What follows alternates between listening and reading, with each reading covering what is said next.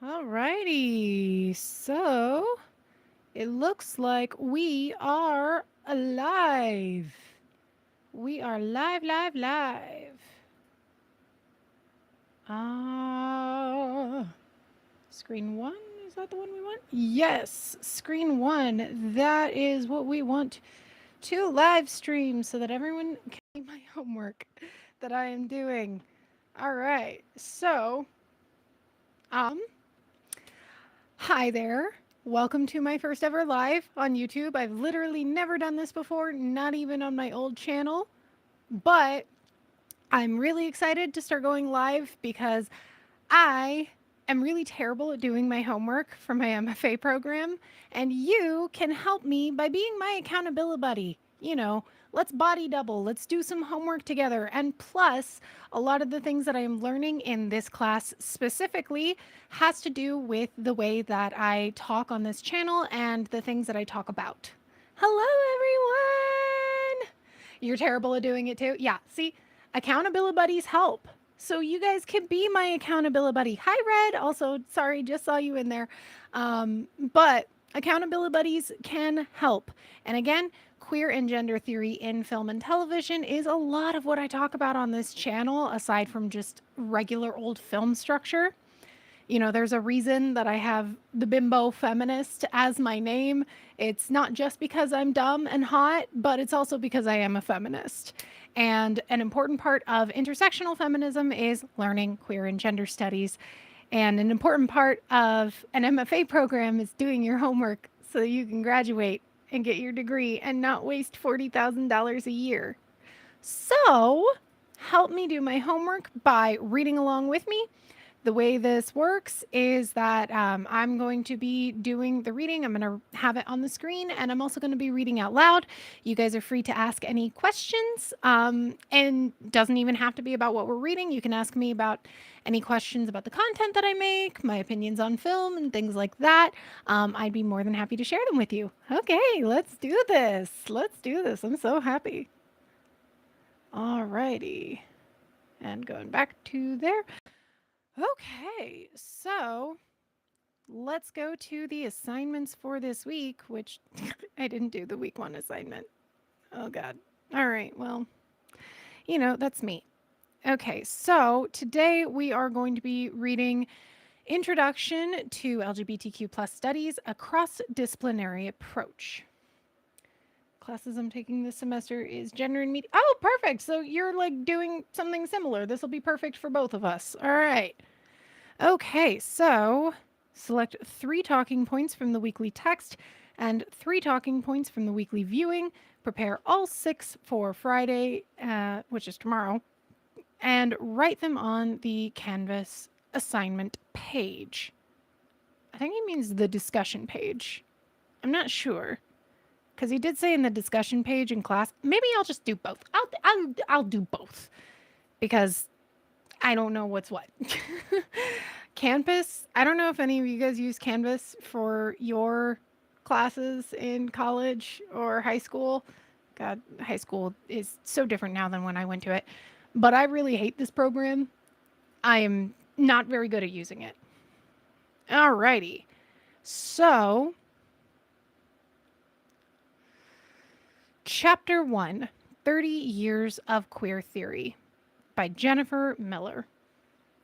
Usually write out my responses in Google Doc. And you know what? That's smart. You are very smart. I'm gonna see if I can I pop out this chat? Oh, I could pop out the chat. Perfect.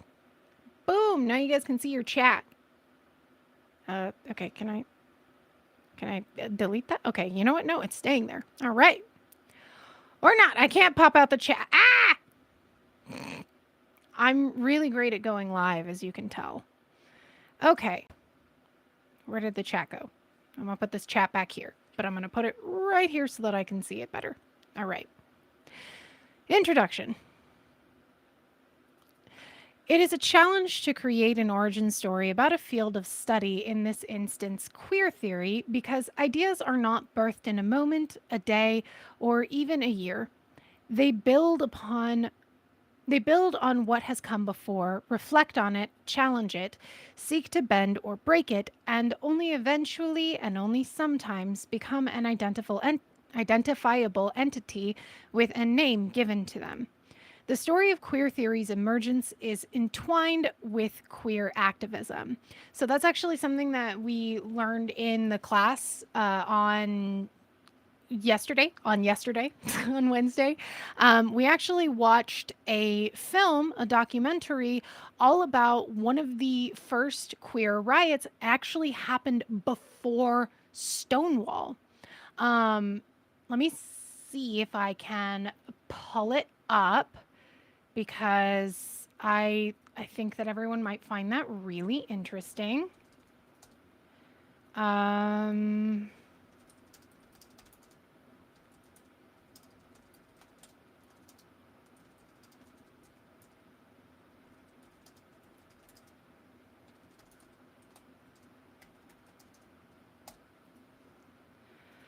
Let me pull this up.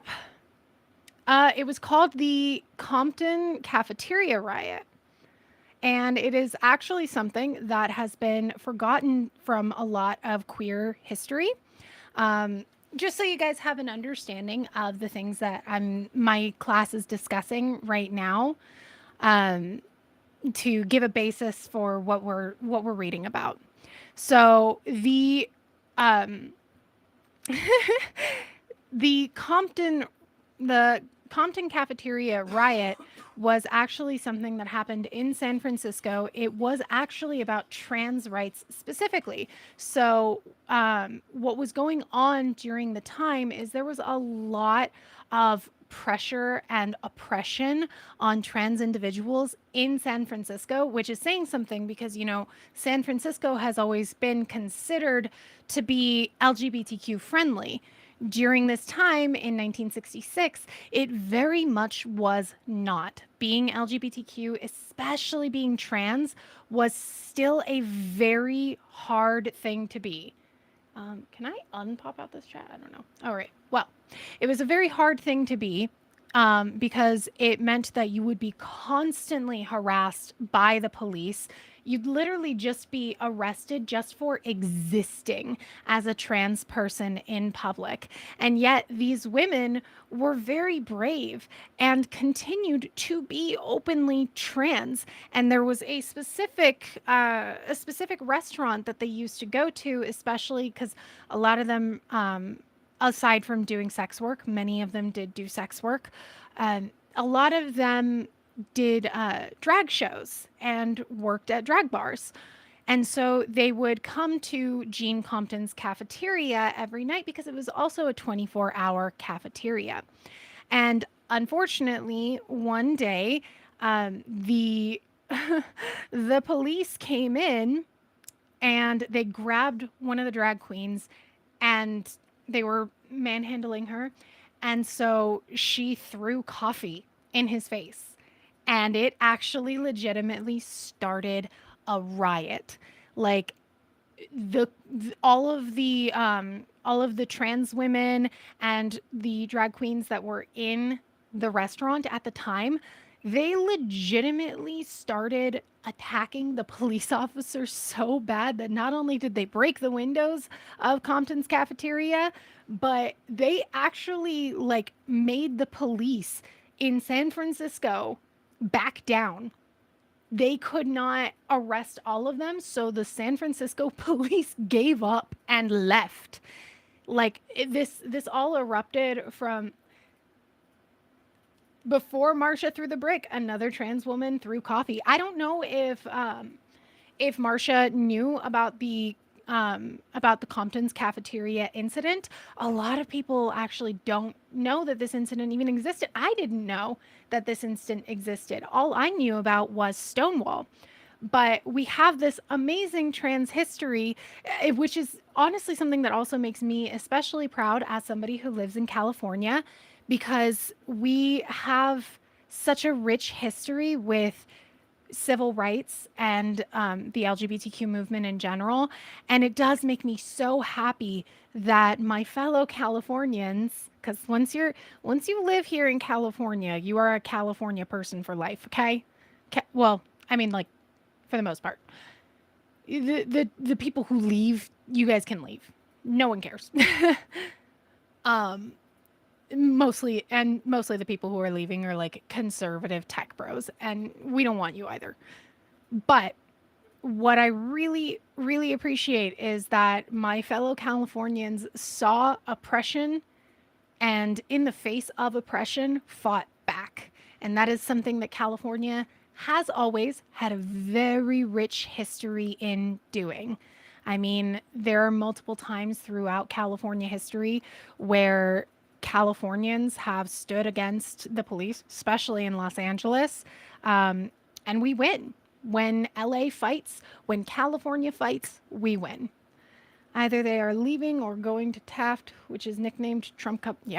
Yep, pretty much. All right. So back to this. Um, Queer theory and queer activism are products of the historical movement as well as transformative forces changing how gender and sexuality are understood in multiple academic disciplines and increasingly outside academia. Additionally, both queer theory and activism introduced ways of thinking and acting through politics that went beyond normalizing demands for the inclusion of LGBTQ plus people in existing social institutions. The 1970s and 80s saw a rapid increase in lesbian and gay activism and scholarship. A police raid at the Stonewall Inn in New York City in 1969 ignited demonstrations. Following the Stonewall Rebellion, lesbian and gay liberation groups started to fight for equal rights, and some scholars started to study the history and culture of lesbians, gays, and bisexuals. Great for Marsha, right? Like Marsha's remembered in history as like a hero and an icon, and I love that for her. Then, in 1987, Larry Kramer, Vito Russo, and others founded the direct action group AIDS Coalition to unleash power, ACT UP, to demand that politicians, the medical community, drug manufacturers, and the public acknowledge the AIDS epidemic. So that is also, if you are familiar with the musical Rent, I am a theater kid, so therefore I've Rent memorized like backwards and forwards. There's a specific line in oh my god, my brain is not braining. My ADHD medication is wearing off. La Vie Boheme. There's a specific line in La Vie Boheme where they literally say, "Act up, fight AIDS." I literally just learned from this that was actually like the title of a coalition. And that's always something that I've had a little bit of criticism on, a decent amount of criticism on, ever for Rent specifically, ever since watching Lindsay Ellis's video essay on Rent. If you've never seen it, I highly recommend you check it out. She makes some amazing points. But one of the biggest ways that, like, Rent was really, really important. Don't get me wrong. I think it was a necessary show to humanize a people. Can you guys even hear me? Like, it seems like my mic is really low. Let me turn up my volume. I hope that's not too bad. Let me know if it's too loud now. But Rent was really important in humanizing the LGBTQ people, us LGBTQ people. I am an LGBTQ people. Okay, you can hear me loud and clear. Great. But Rent was really important for humanizing a group of people that are heavily marginalized. And it was really important for bringing a face to people, a face and a name to people who were affected by the AIDS epidemic. But it did really fail in its activism for AIDS because it presents itself like this fight the power movement, but that in and of itself is not what eventually caused the government to do something about the epidemic. What eventually caused people to do something was holding the system to task. It wasn't fighting the power or getting out of politics like Rent kind of encourages people to do. It was about demanding that politicians do their job and protect the people. And so that is a big criticism of Rent. It's weird how Rent did that, but they actively, right? Like they, I hate the way that Rent handles Collins and Angel, because like it's based off of a musical called La Vie Boheme, and like that's, I mean, it's not even a musical, it's an opera from way back in the day. And Angel's character Junard actually has a lot more depth in that version and doesn't die. Junard actually survives in the original opera, but for some reason, when Angel was made a transgender person in Rent, then they were like, oh, well, now you can't survive. Like, listen, they did not know how to protect the dolls back then. Alrighty. The group's motto was and remains silence equals death. An offshoot of ACT UP, Queer Nation was founded in 1990 to fight the escalating violence and discrimination against LGBTQ people.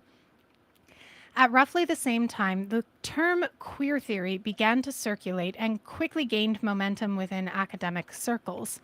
The film theorist Teresa de Laurentiis, figure 1.1, right here, Teresa de Laurentiis. The film theorist Teresa de Laurentiis coined the term at a University of California, Santa Cruz conference about lesbian and gay sexualities in February 1990. The conference proceedings were later collected in a 1991 special issue of Differences, a journal of feminist cultural studies. Excuse me. In her introduction... Stop dying back there. No. James is like coughing and everything. Alrighty. Oh, good. Everyone can still hear me. Many people still don't know how to... Yeah, many people still don't know how to protect the dolls, and it's a big problem. The conference proceeding... Oh, wait, right. In her introduction for the special... No, he's not sick. He's just coughing. In her introduction for the special issue, De Laurentiis outlines the central features of queer theory, sketching the field in broad strokes that have held up remarkably well. De Laurentiis suggested gay and lesbian sexualities should be studied not as deviations of heterosexuality, but on their own terms. Love that. She went on to claim gay and lesbian sexualities should be understood and imagined as forms of resistance to cultural homogenization, counteracting dominant discourses. According to De Laurentiis and queer theorists more generally, lesbian and gay sexualities enact non-normative, intimate, and social modes of relating. They put new things in the world, and those new things have transformative potential. That is very true. That is still backed by a lot of science today. I know that a couple of years ago, there was a study about satisfaction within specifically lesbian relationships. And as it turns out, lesbian women tend to have more emotionally satisfying relationships than straight women do. From its earliest iterations, queer theory challenged norms that reproduced inequalities and, at its best, sought to understand how sexuality intersected with gender, race, class, and other social identities to maintain social hierarchies. In fact, De Laurentiis used the term queer to create critical distance from lesbian and gay studies. Lesbian and gay studies courses began to appear in the 1970s, and programs slowly emerged in the 1980s. De Laurentiis claimed that differences were collapsed within lesbian and gay studies, and the experience of white middle-class gay men was privileged. Still true. She notes that although it became standard to refer to lesbians and gays in the 1980s, the "and" obscured differences instead of revealing them.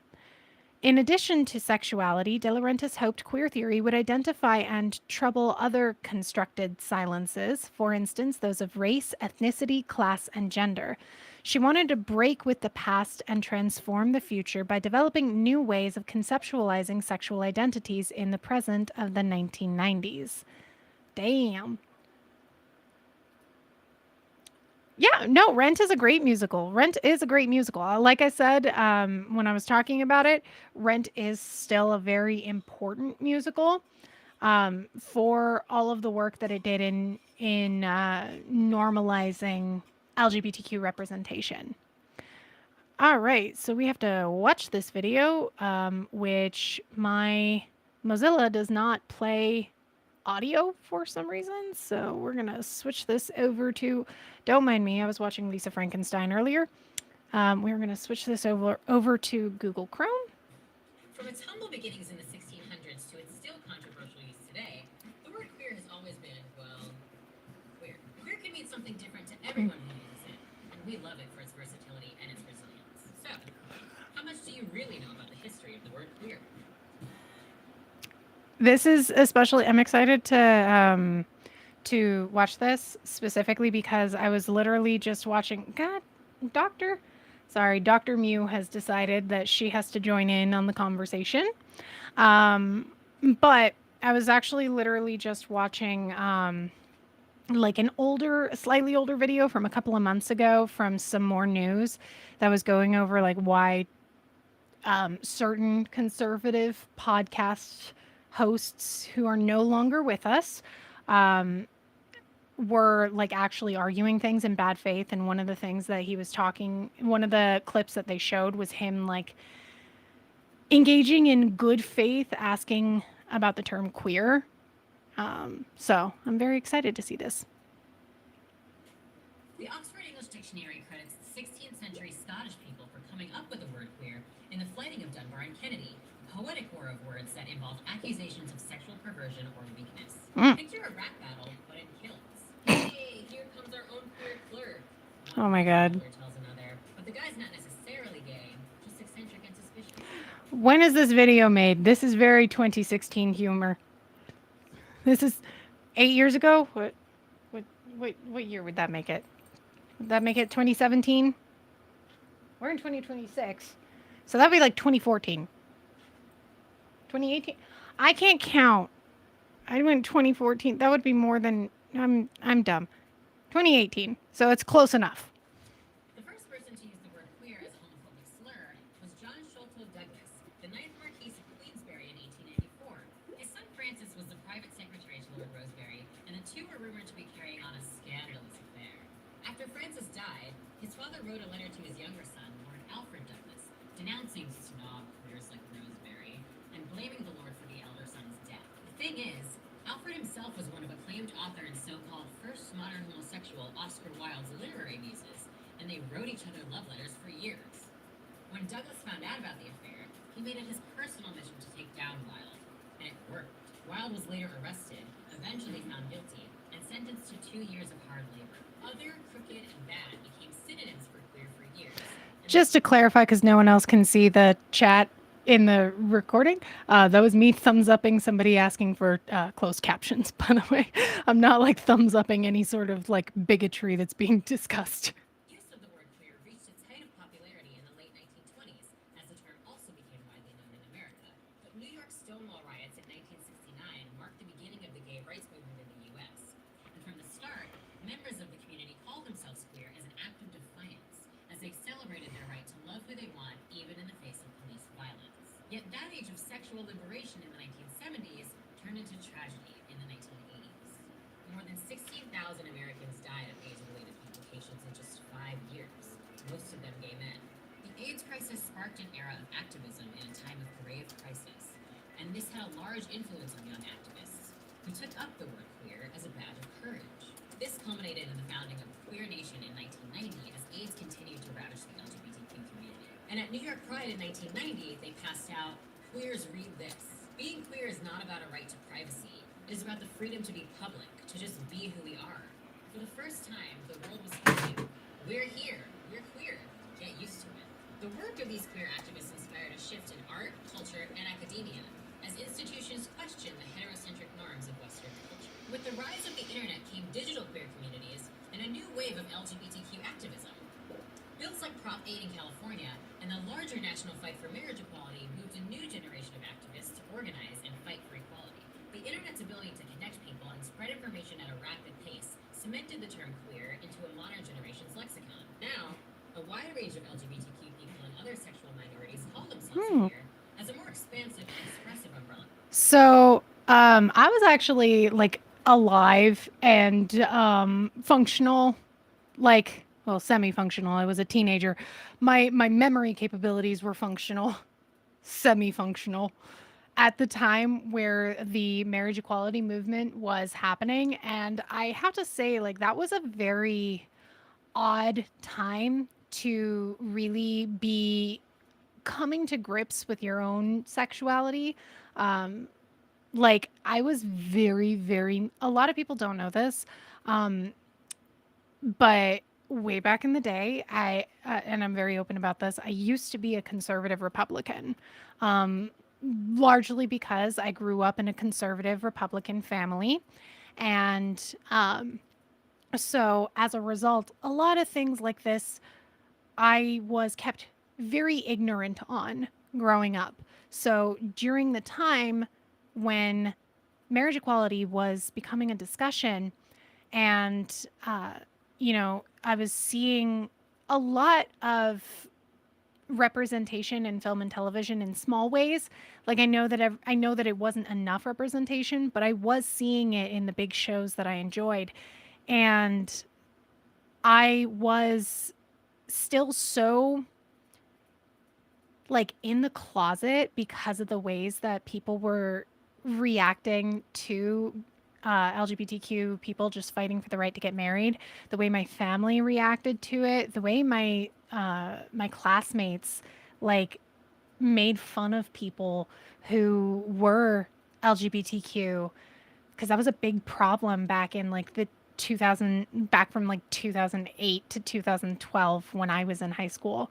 Um, like, that was a huge problem. And so I just spent so much time in the closet, and I really wonder how much better my life would be now if I was actually able to be who I was back then and I didn't, hate myself quite as much. So, A term for their sexualities and genders. Also, not everyone in the LGBTQ community loves the word queer. There are plenty true. of trans folks and older gays and lesbians who just don't jive with the term. True. But as our movement evolves beyond just the L and the G in our ever growing acronym, the proliferation of the term has been seen by some as an overwhelming positive, reflecting a more inclusive approach to our politics and our community. We're all stronger together Love it. and queerer than ever. Love it. We love to see it. That's a really good little history lesson there. Ah, here we go. Nope, wrong one. Ah, still wrong. I have way too many things open on my computer, and it's very annoying. Let me close out of some of these. Don't need that. Don't need that. Is everything's going haywire. Don't need that. Don't need that. There we go. I should still have the chat open. That I do need. There we go. Now I can see. Now I can see. Semi-functional, good description. Wish I could. I say I wish a show like Owl House was on when I was a kid. Yeah, like the closest thing that we had to Owl House was uh honestly, like, we didn't even get anything like that for like younger adults or teens until Legend of Korra, which came out after I graduated high school, like just after I graduated, I think. When did Legend of Korra come out? I'm gonna look that up. By the way, if you guys want to ever know what it is like when I am recording my regular content, it is just as um, it is just as scatterbrained and chaos as this. Even though I script all my content, it is like constant tangents and everything. Oh yeah, Legend of Korra came out like a couple of months after I graduated high school. What are my thoughts on Has Been Hotel? Love Has Been Hotel. I think that Has Been Hotel is great. Season 2, I think, stumbled a bit because I don't think that the plot was as character driven, I want to say, as I wanted. Like, it, not that, it felt like the plot was happening to them rather because of them, like it did in the first season. So that was some storytelling structure issues I had with Has Been this season. And I also think that while the songs were good, it felt like a lot of them were two songs combined and everything had to be a duet. No one got a solo. And I kind of wish that they didn't do that as much this season. But season two's like this season, the second season of most shows is like usually a little rocky because that's when shows are really trying to find their footing and trying to fully find their voice. Oh, okay. I will try to make it to your birthday. Thank you for sending me the invitation, Red. Gay and lesbian activism has a complex history in the United States. Uh, oh, wait, I forgot. There's questions here. What are the key events that Ford identifies as the broad outlines of the history of the word queer in the English language? So there's the fact that it started off in Scotland. Which I didn't know that. I did not know that the word queer started off in Scotland in the early 1800s. And then, of course, it started becoming a derogatory term when that one dude whose name I cannot remember, uh, Necessarily. rap battles and kilts. Here we go. This guy. The first person to use the word queer as a homophobic slur was John Sholto Douglas, the ninth Marquess of Queensberry in 1884. His son. That means it hasn't been a slur. Like, it's been a slur for a long time, but actually not that long of a time. You know, like, I, I appreciate how quickly, in comparison to other slurs, this has been reclaimed by the queer community. So that was one of them. What is your own history with the word queer? Where did you first hear it and how was it used? Yeah, my first experience with the word queer was watching it, weirdly enough, in the movie I Now Pronounce You Chuck and Larry, which is that was like my introduction to to LGBTQ terms and things like that, which is so funny because that movie is like not good representation for LGBTQ people. Um, because it's Adam Sandler, and Adam Sandler is a straight white man who doesn't really know what he's doing when it comes to LGBTQ stuff. But yeah, that was my first experience with the word queer, and it was actually in a line that was reclaiming the word because it was in the scene where they are outside of the gay club in Vegas and the hardcore Christian protesters are like just tormenting them and saying like, "Oh, well, you can't do anything about it. We have a right to be here." And a lesbian woman dressed as Elvis responded, "Well, we have a right to be queer." And that was my first experience with the word queer.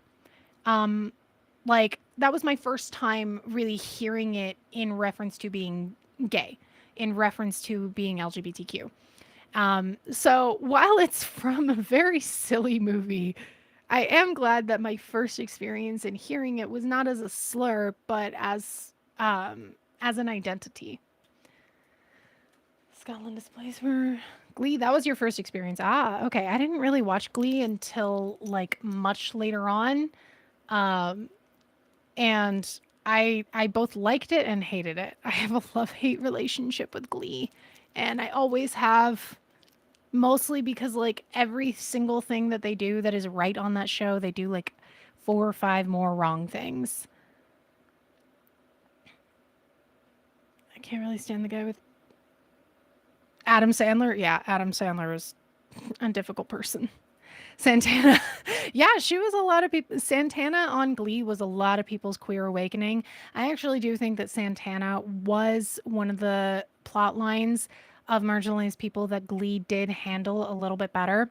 But it still does shock me how many LGBTQ plot lines were like really butchered. And that shocks me because Ryan Murphy, the creator of Glee, is a gay man himself. So, like, you would expect that he would be able to write a queer story in a way that is not problematic. And yet, Ryan Murphy finds a way to be Ryan Murphy every time. Every time. You cannot stop the Ryan Murphy. Do you self-identify as queer? Sometimes. Sometimes. I'm bisexual, and so a lot of the time, like I identify with being part of the queer community, but I don't really call myself queer because in a lot of ways it almost feels very appropriative to me. Um, because I have internalized biphobia. Um, like I have a lot of internalized biphobia that stops me from using the word queer. Like I feel insecure about my bisexuality because I've never dated uh well, I have dated women, but I've only dated trans women and they were not out about being trans at the time. So while I call them my ex-girlfriends, at the time, I didn't know I was dating girls. Um, but that does still leave me with this like insecurity of like, oh, well, I've never knowingly dated girls. So how can I call myself bisexual? So how can I call myself queer? But I am still attracted to women. Me being in a relationship with a man doesn't mean that my attraction to women went away. It didn't. I still find women very attractive.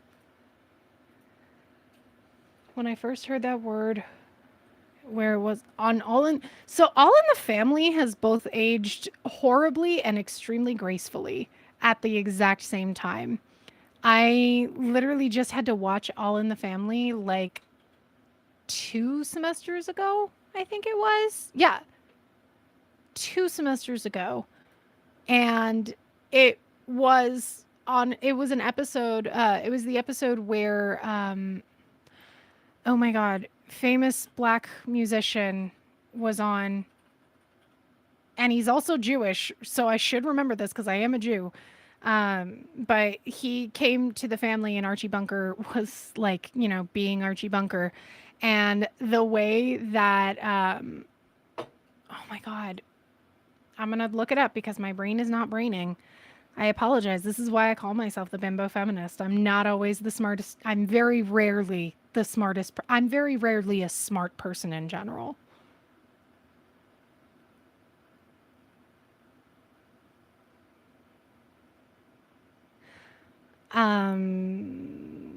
Sammy Davis Jr. Oh my God, I really should have remembered that one. Thank you, Dave. Sammy Davis Jr. It was the episode where Sammy Davis Jr. came to Archie Bunker's house, and like the way that he was like really good at calling Archie Bunker a racist without Archie Bunker being like understanding that he was being called a racist was just so hilarious to me. And also, rest in peace, Robin Michelle Reiner. Rob Reiner was on that show as Archie Bunker's son in law, and he is tragically no longer with us. He will forever be missed, and may his memory forever be a blessing. How does your history with the word relate to the broader history described by Ford in the video? What connections between the two do you find? I don't know that I really find a lot of connections aside from, that period of being afraid of being queer back when the conversation of marriage equality had come to California when I was in high school. But I am so happy that the term queer has been reclaimed by the queer community. I will say that. Gay and lesbian activism has a complex history in the United States and even more so globally. Activist demands that have been most palatable to cisgender heterosexuals are those that foreground the right to privacy, individual autonomy, and equal access to social institutions like marriage and the military. However, queer activism and scholarship reject mainstream liberal ideas of privacy, the goal of formal equality under law, and the desirability of assimilation into existing social institutions. Instead, queer theory and activism demand publicness, reject civility, and challenge the legitimacy, naturalness, and intrinsic value of institutions, whether marriage or the military, that regulate gender and sexuality. That is very interesting to me. Just because, like I said, I grew up conservative Republican, even though I do identify as a leftist now, after many, many, many years of educating myself and therapy. But I am still kind of like a marriage minded person. So I'm eager to learn and broaden my horizon and my look on that when it comes to like marriage, like not valuing marriage institutions, which I can probably, assume that that heavily resonates with polyamorous people, who should be valued as relationships, whether they are married or not. So I really want to hear more about that and expand my mind. But yes, we are always against the military industrial complex. Military industrial complex. I can speak good. Of course, this very critical, very radical relationship to the normative appears in times before the late 1980s and in places other than the United States. But it is then and there that queer activism and queer theory are named to begin to be, however hesitantly, defined. Example of heteronormativity: who's that man and who's the woman? To a sapphic couple. Oh, God, yeah. Yeah. Yeah, that's always a fun thing to hear from conservative relatives. Uh, this sorry, dropping shit. This chapter explores the development of queer theory from the 1990s to the present. It begins by elaborating on the distinctions between gay and lesbian studies and queer studies before identifying important trends in queer theory. The constructionist turn in sexuality and gender studies. Lesbian and gay studies assumed clear subject of analysis, lesbians and gays, who were studied as historical, cultural, or literary figures of significance to reclaim a forgotten past and create a sense of collective identity and continuity in the present. Some would argue that lesbian and gay studies took an essentialist view of sexuality that assumed that individuals possessed a fixed and innate sexual identity that was both universal and transhistorical. What does transhistorical mean? I don't know that word. We always look up words that we don't know. Concepts, entities, dictionary, transcending historical boundaries, eternal. Okay, so it basically, okay, so it says that like it believes, gotcha. All right. All right. That makes sense.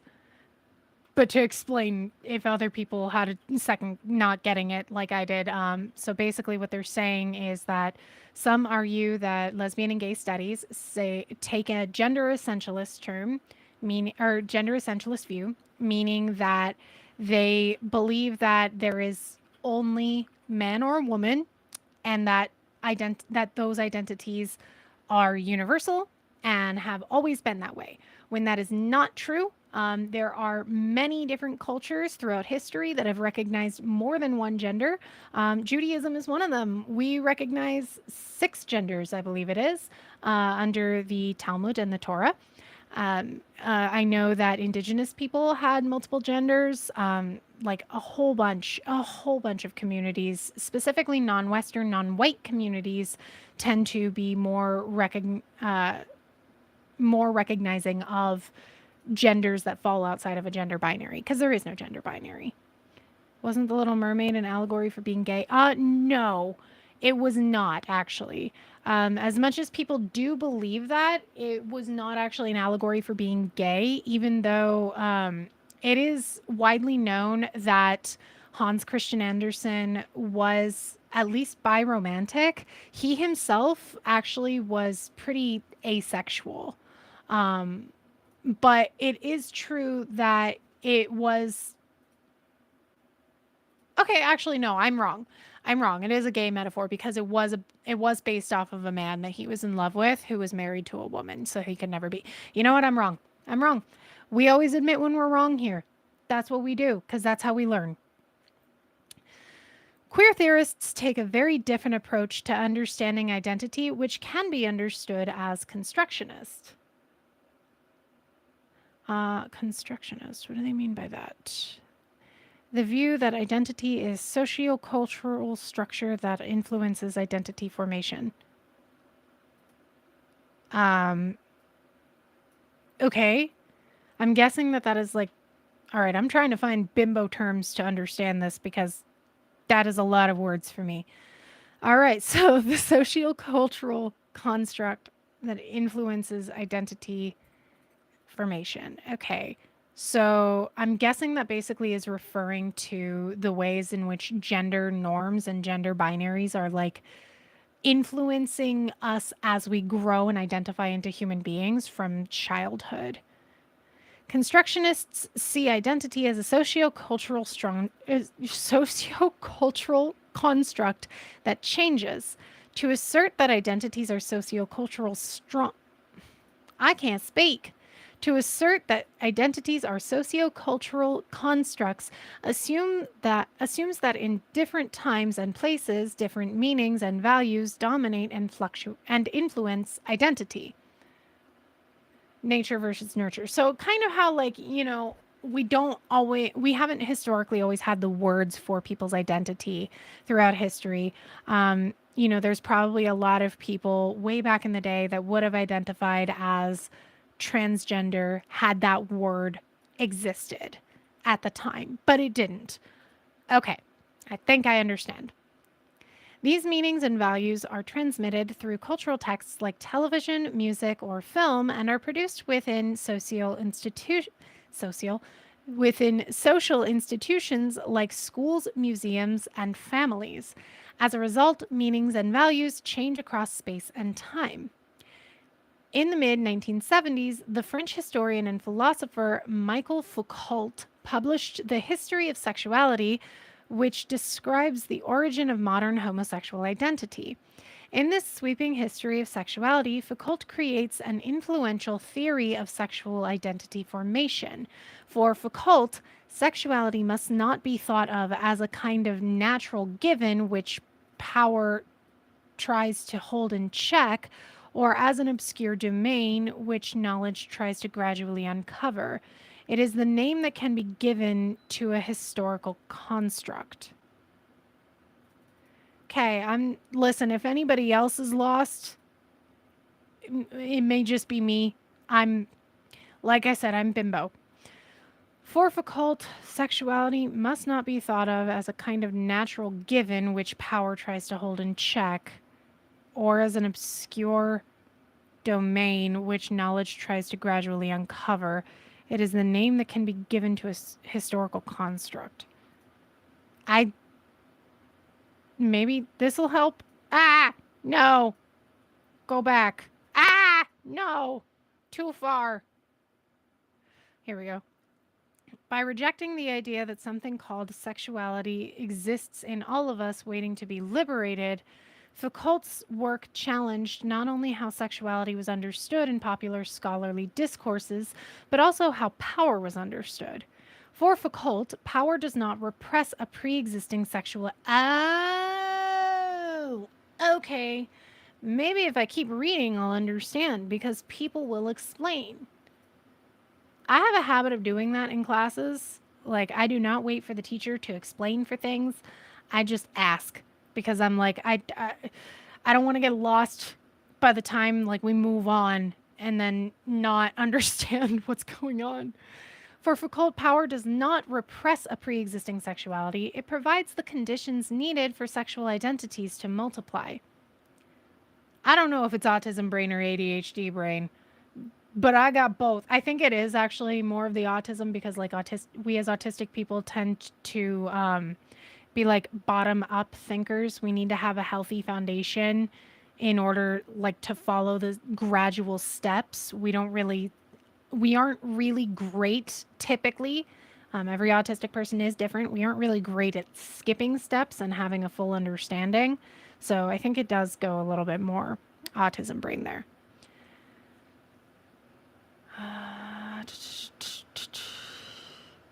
Here it is important to distinguish between sexual identities and sexual practices. Sexual practices have existed in multiple forms across time and space, but only in particular moments do practices congeal into identities that can be named and managed.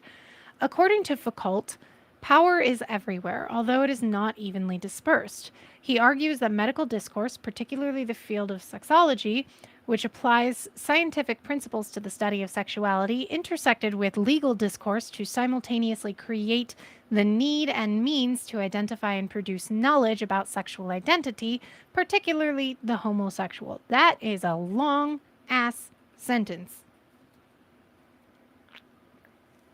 That is a very long sentence. Goodness gracious.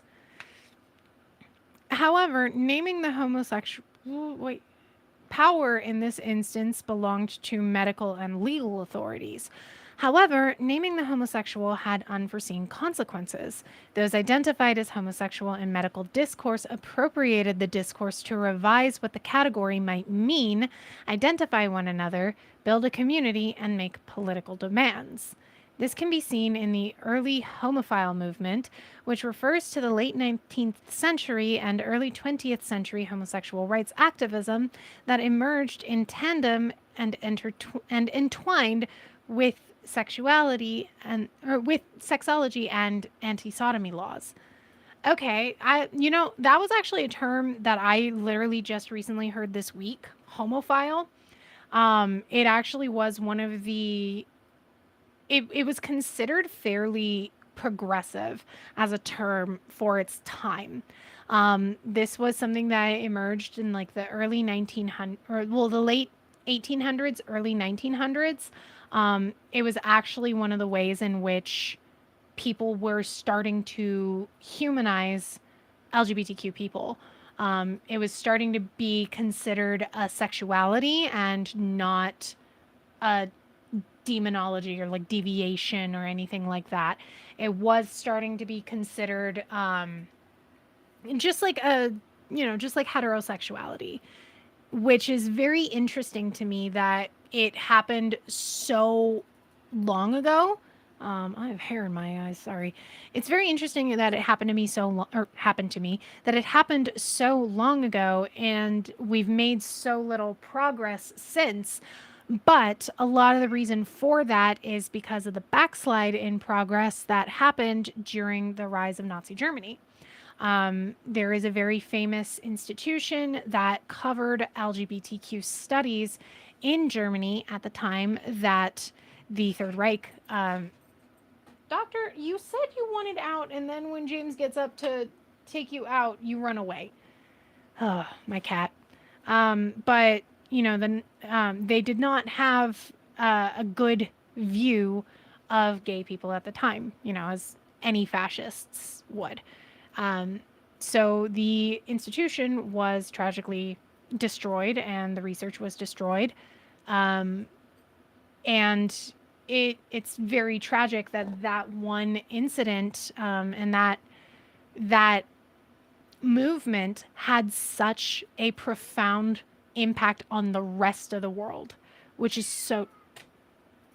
Dr. Mew, can you stop interrupting?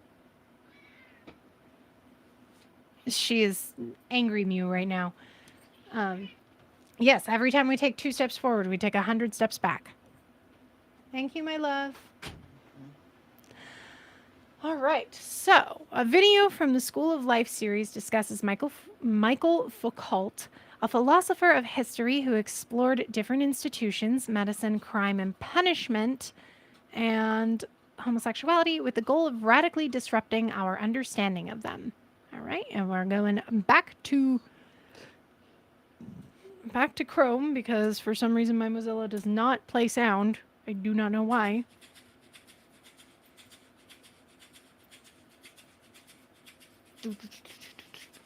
Michel Foucault was a French 20th century philosopher and historian.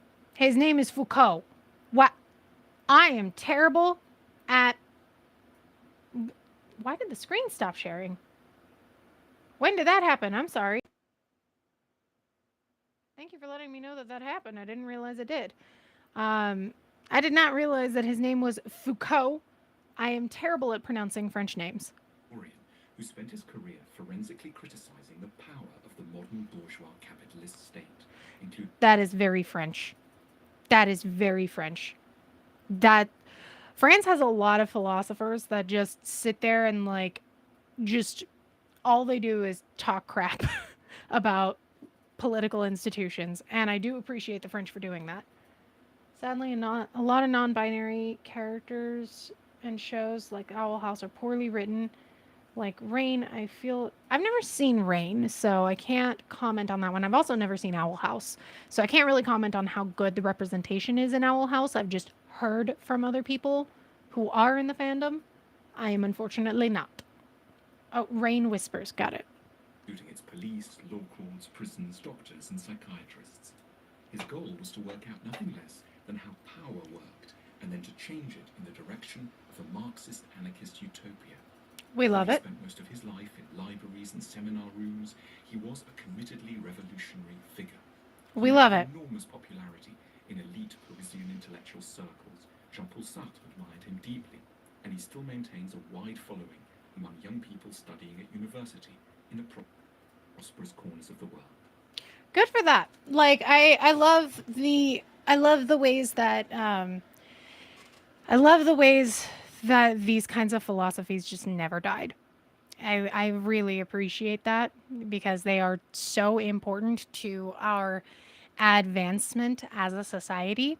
I know a lot of people don't agree with like with these philosophies and these social ideas, but them being there, whether you agree with them or not, is very important to our growth as a society. His background, which he was extremely reluctant ever to talk about, and tried to prevent journalists from investigating at all costs, was very privileged. Both his parents were inordinately rich, coming from a long line of successful surgeons in Poitiers in west central France. His father, Dr. Paul Foucault, came to represent all that Michel would hate about bourgeois France. Michel had a standard upper-class education. He went to elite Jesuit institutions, was an altar boy, and his parents hoped he would become a doctor. But Michel wasn't quite like other boys. He was not like other girls. Sorry, I had to tell that. I had to say that joke. I I had my not like other girls phase. Let me have this. He started self-harming and thinking Oh, constantly of hey, that's gonna get me. That's gonna get me. You know, struck. We don't want to strike. suicide by Goya. When he was 22, he tried to I apologize if anyone was triggered by just even the mention of that. If I had known, I would not have played that section. commit suicide and was forced to Oh my god. Oh my god. Sorry. I apologize for that. Again. The doctor wisely diagnosed that a lot of Michel's distress came from having to keep his homosexuality, and in particular, his interest in extreme sadomasochism, away from a censorious society. You know what? I'm gonna not play this video. I'm gonna not play this video on stream because I really am not trusting that it won't say something triggering again. So I will watch that video in my own time to avoid further triggering. Again, I apologize if anybody was triggered by even the mentions. I was not expecting that. I will not let it happen again. So we're going to not watch any of the videos. I will watch the videos in my own time. We will just read. I think that is a safer option for everyone. Foucault's work influenced a new wave of historians committed to studying the construction of modern homosexuality. David Halperin, a historian of classical Greek culture, provided volumes worth of historical evidence to support Foucault's more theoretical claims. Halperin argues that using modern identity frameworks to understand culturally and historically specific expressions of desire is poor scholarship. You know, that kind of makes a little bit of sense. That kind of makes a little bit of sense. If what I'm understanding this to mean is correct, I do kind of agree with it because, like, it's kind of similar to, at least with you know, queer identities. We can look back and give a modern framework to queer identities in history. But in a way, we also might be enforcing an identity that that person would not have identified with. Um, so, like, I know that there is there is a famous activist who they were identified as female at birth, but they were very gender fluid, dressed like a man, did a lot of, if I recall correctly, they actually like they pretended to be a man multiple times. And we see multiple, they're not the only one throughout history to do that. I'm sorry, I don't remember the person's name and I don't want to look it up right now. I will look it up later. But a lot of people have talked about how that person was likely trans. But the thing is like it's not, gender is not a binary. Being trans is not a binary. You're not trans just because you dress up like like something other than the sex you were assigned at birth. You're trans because you identify as trans. And not every person who experiences uh, gender dysphoria or explores outside gender identities, not every one of them is trans. And that's okay. Um, so, yeah, there are a million different ways to be trans. They may fall under the trans umbrella, but not everybody identifies with the word trans. You know what I mean? Um, like, it's a very interesting framework.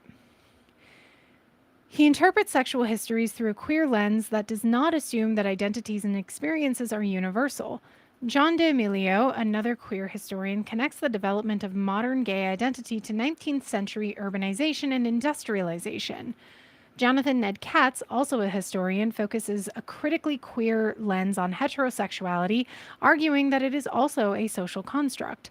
By demonstrating that heterosexuality, like homosexuality, is a modern invention, Katz seeks to strip the category of its normalizing power. Yeah, I actually that I did know because I talked about this in my on my old channel before it died. I in my video I saw the Tism glow, where I was talking about the movie I saw the TV glow, and I wound up talking about gender and sexuality exploration and things like that throughout science. And one of the studies that I found was that women more often than not actually show signs of attraction to other women, whether or not they identify as bisexual or lesbian. Even straight women tend to, more often than not, have some degree of sexual attraction to other women. You can't find my Gamergate video? When did that? I'm pretty sure it's still up. On the old channel?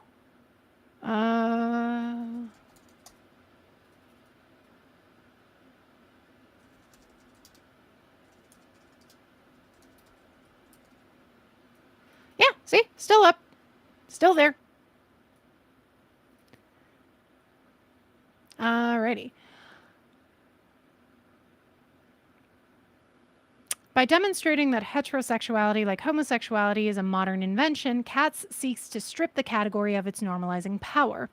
Foucault, Halperin, and D'Amelio and Katz contribute to a critical understanding of the social construction of homosexuality and heterosexuality. This does important political and intellectual work in troubling the idea of heterosexuality as normal and natural, a claim that has been used to marginalize homosexuals. Eve Sedgwick, a literary theorist, continues the project of troubling both homosexuality and heterosexuality in her 1990 publication, Epistemology of the Closet, which is widely recognized as foundational queer theory text. Sedgwick argues that by the 20th century, in Western culture, every person was assigned a sexual identity.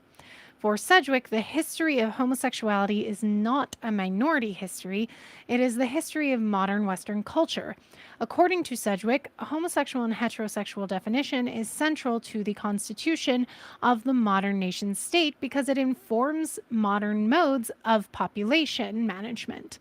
She introduces the term minoritizing and universalizing to describe competing and coexisting understandings of homosexuality that shape how we imagine sexuality.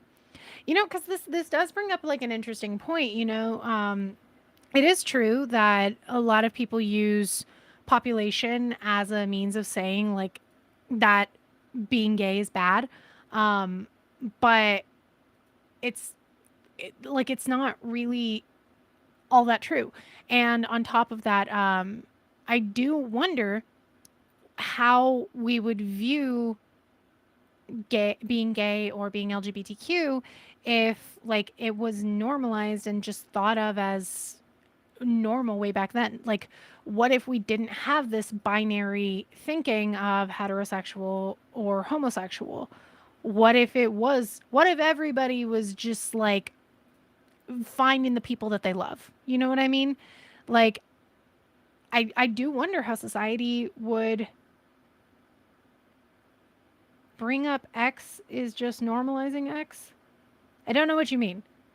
I'm very dumb. So, you know, we gotta bimbo things down for the bimbo. This is why I'm in school. I'm learning so that I can not be bimbo. I'll always be a bimbo because I'm always going to be hot.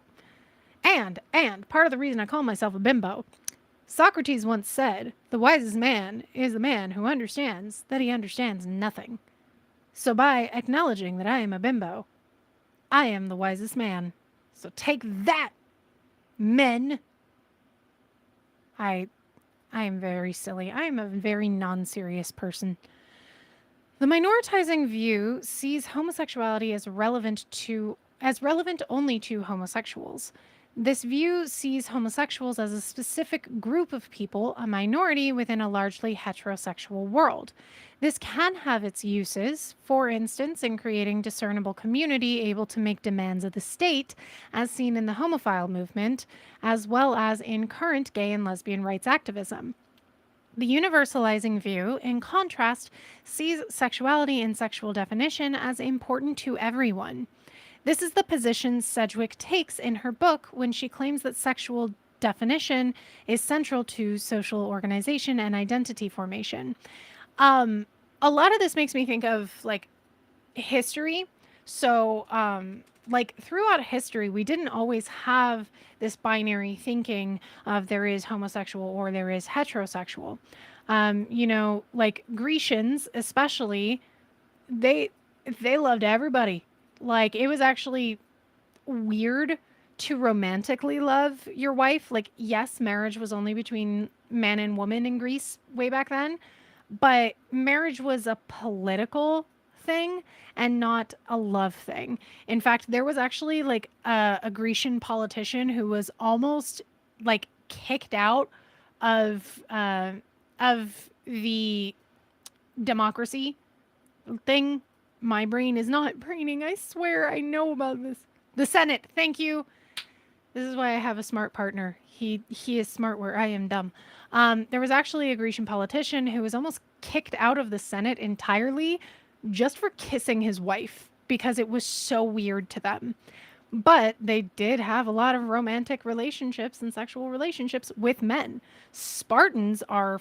I have something in my eye. Oh my gosh. Oh, that hurts. That burns. Mascara, don't wear it. Spartans were actually pretty famous for being interested in men, primarily. Again, with Spartans, you could only marry a woman. You couldn't be a man marrying a man. However, Spartans believed that a love between a man and a woman could never be as strong or as deep as a love between a man and his fellow soldier. They were not allowed, even if they had gotten married, they were not allowed to be with anybody other than men until they were finished with their time as soldiers. So, like, throughout history, we've had very different ideas that aren't just this sexual essentialism, as Gail Rubin is saying here. Like, we've had those ideas, but somewhere along the line, it just got mixed up into power and government. And that's so sad. That's so sad. And yes, Adam Ruins Everything did do a whole episode about marriage.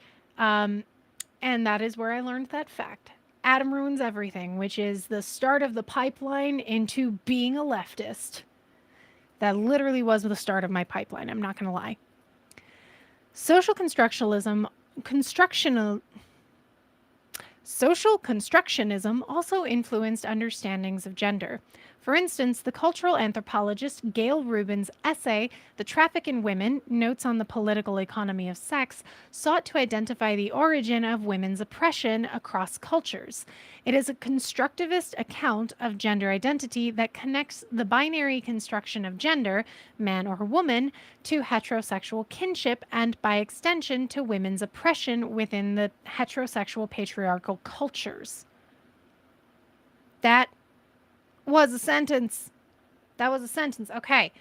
All right. Sought to identify the origin of women's oppression across cultures. It is a constructionist account of gender identity that connects the binary construction gender to heterosexual kinship and, by extension, women's oppression within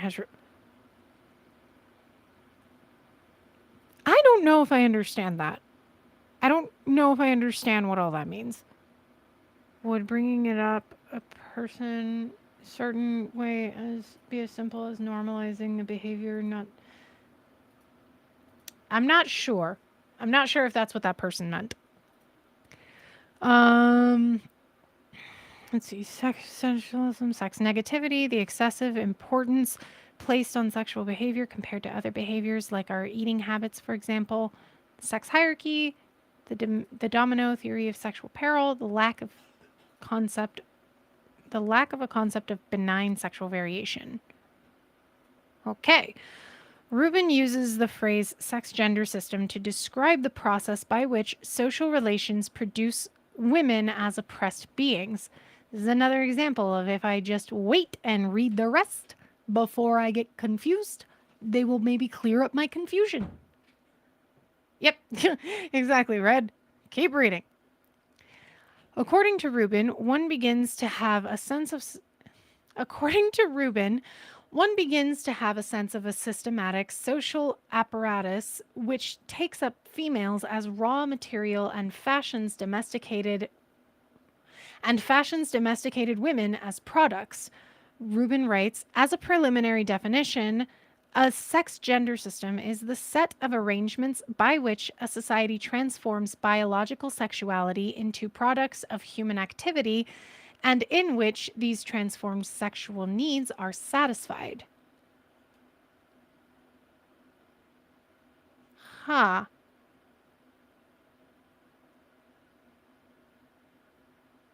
So, okay. One begins to have a sense of systematic social apparatus which takes up females as raw material.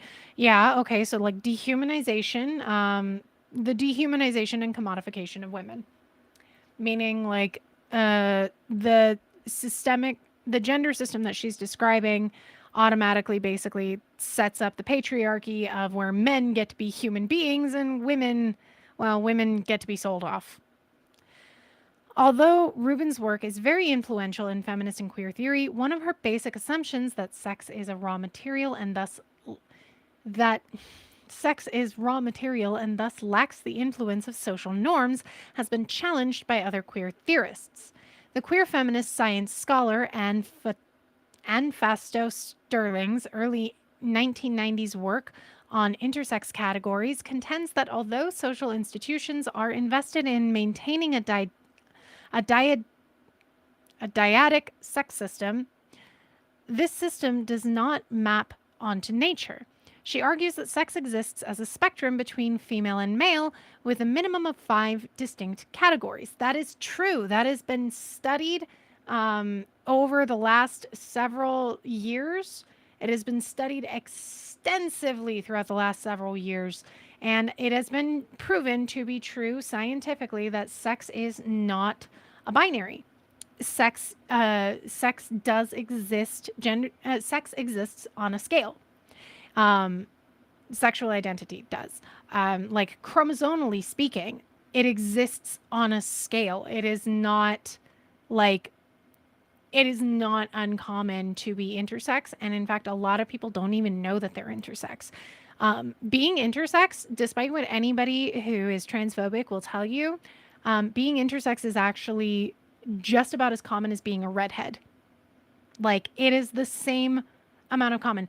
No one says that redheads are extremely rare and they happen like 1 in a million, because it's not true. Um, and being intersex is the same. Fausto Sterling introduces the terms herms, firms, and merms to categorize anatomical, hormonal, and chromosomal differences that fall outside a male-female sex dyad. Like Rubin, Fausto Sterling's early provocation about sex categories sees sex as biological, natural, and unchangeable. It is raw materials that culture transforms into gender. Both Rubin's work and Fausto Sterling's early work leave a nature nurture binary in place and suggest that sex correlates with nature and gender correlates with nurture, which that we know is, as far as I am aware, we know that is not true. Gender identity is not based off of nurture. Gender identity is something that is kind of innate. We don't, as far as I am aware, we don't fully know exactly why transgender people feel that they are born in the wrong bodies or that their bodies do not match their gender identity. Like, we don't know scientifically how it happens, but sociologically we know it does happen, and we know that they are the gender that they say they are, because gender is a social construct. So like definitive there is no definitive like man brain or woman brain or anything like that, because those things are literally just traits that we have assigned as a society to men and women. It's much more complicated than that. I'm a guy who believes that marriage should be about love, and my mind has moved from conservative. Yeah, good for you for moving your mind from conservative concepts. That is a hard thing to do. Yeah, see, Red, you get it. You get being a redhead. You understand. Many bodies mix together anatomical components conventionally attributed to males and females. Modern surgical techniques maintain the two-sex system. Children who are born either or neither both, a fairly common phenomenon, usually disappear because surgeons correct them right away. This is also true. That is another reason why people think that being intersex is so uncommon, even though it is very common. Like I said, it's the same rates as being born a redhead, which is not uncommon. It's not the most common, but it's not uncommon. It happens. And yet, like, doctors will just make a choice. They don't even like consider, they don't even like, even if sex were a binary thing decided entirely by chromosomes, they don't even like look at chromosomes to decide how to correct this baby's genitalia. They just do it. They just decide in the moment, like, we'll make it a boy, we'll make it a girl. It is horrific that this even happens.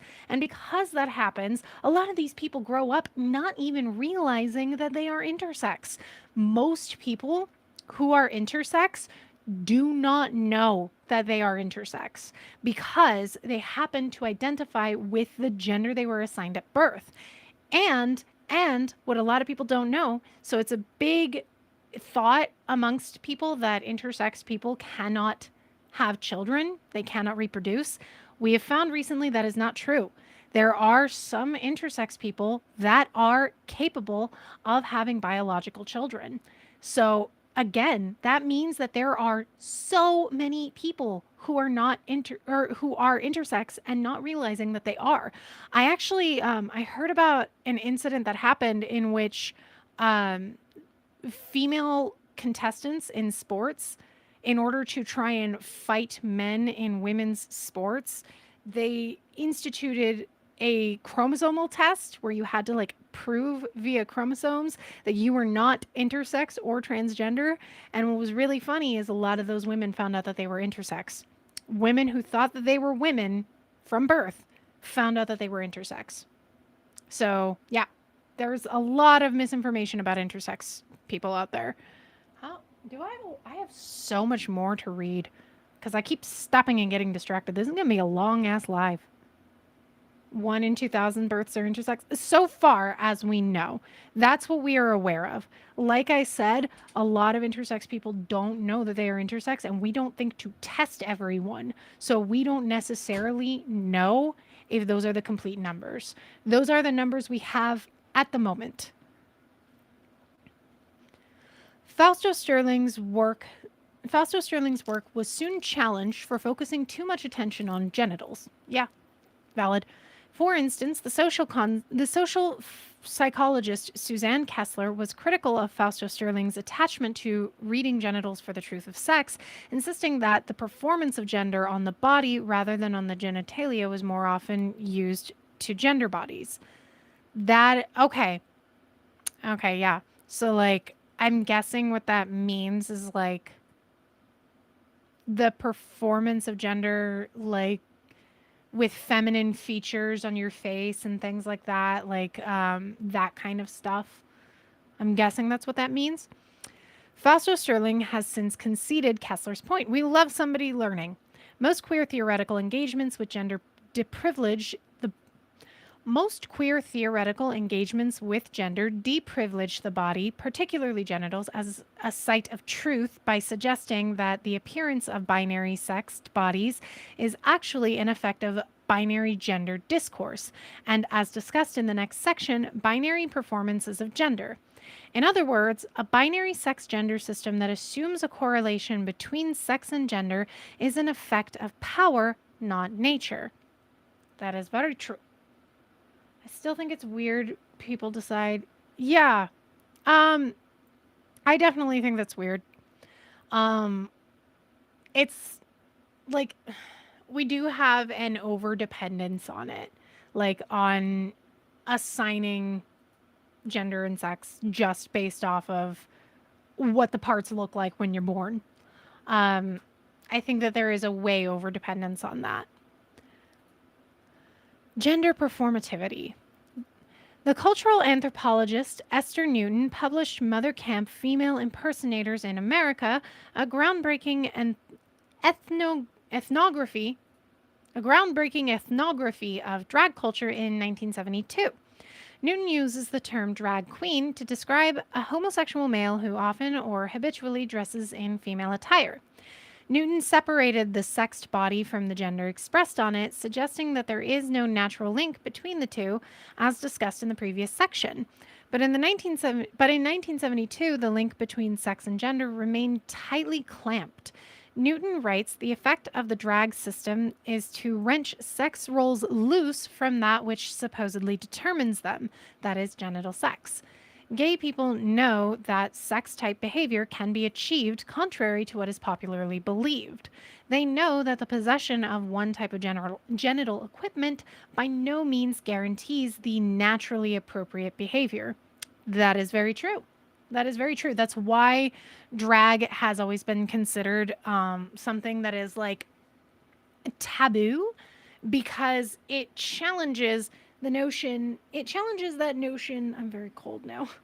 Whereas this blanket is a square instead of a rectangle, and it is very irritating because it means it is like not long at one point. It's just square.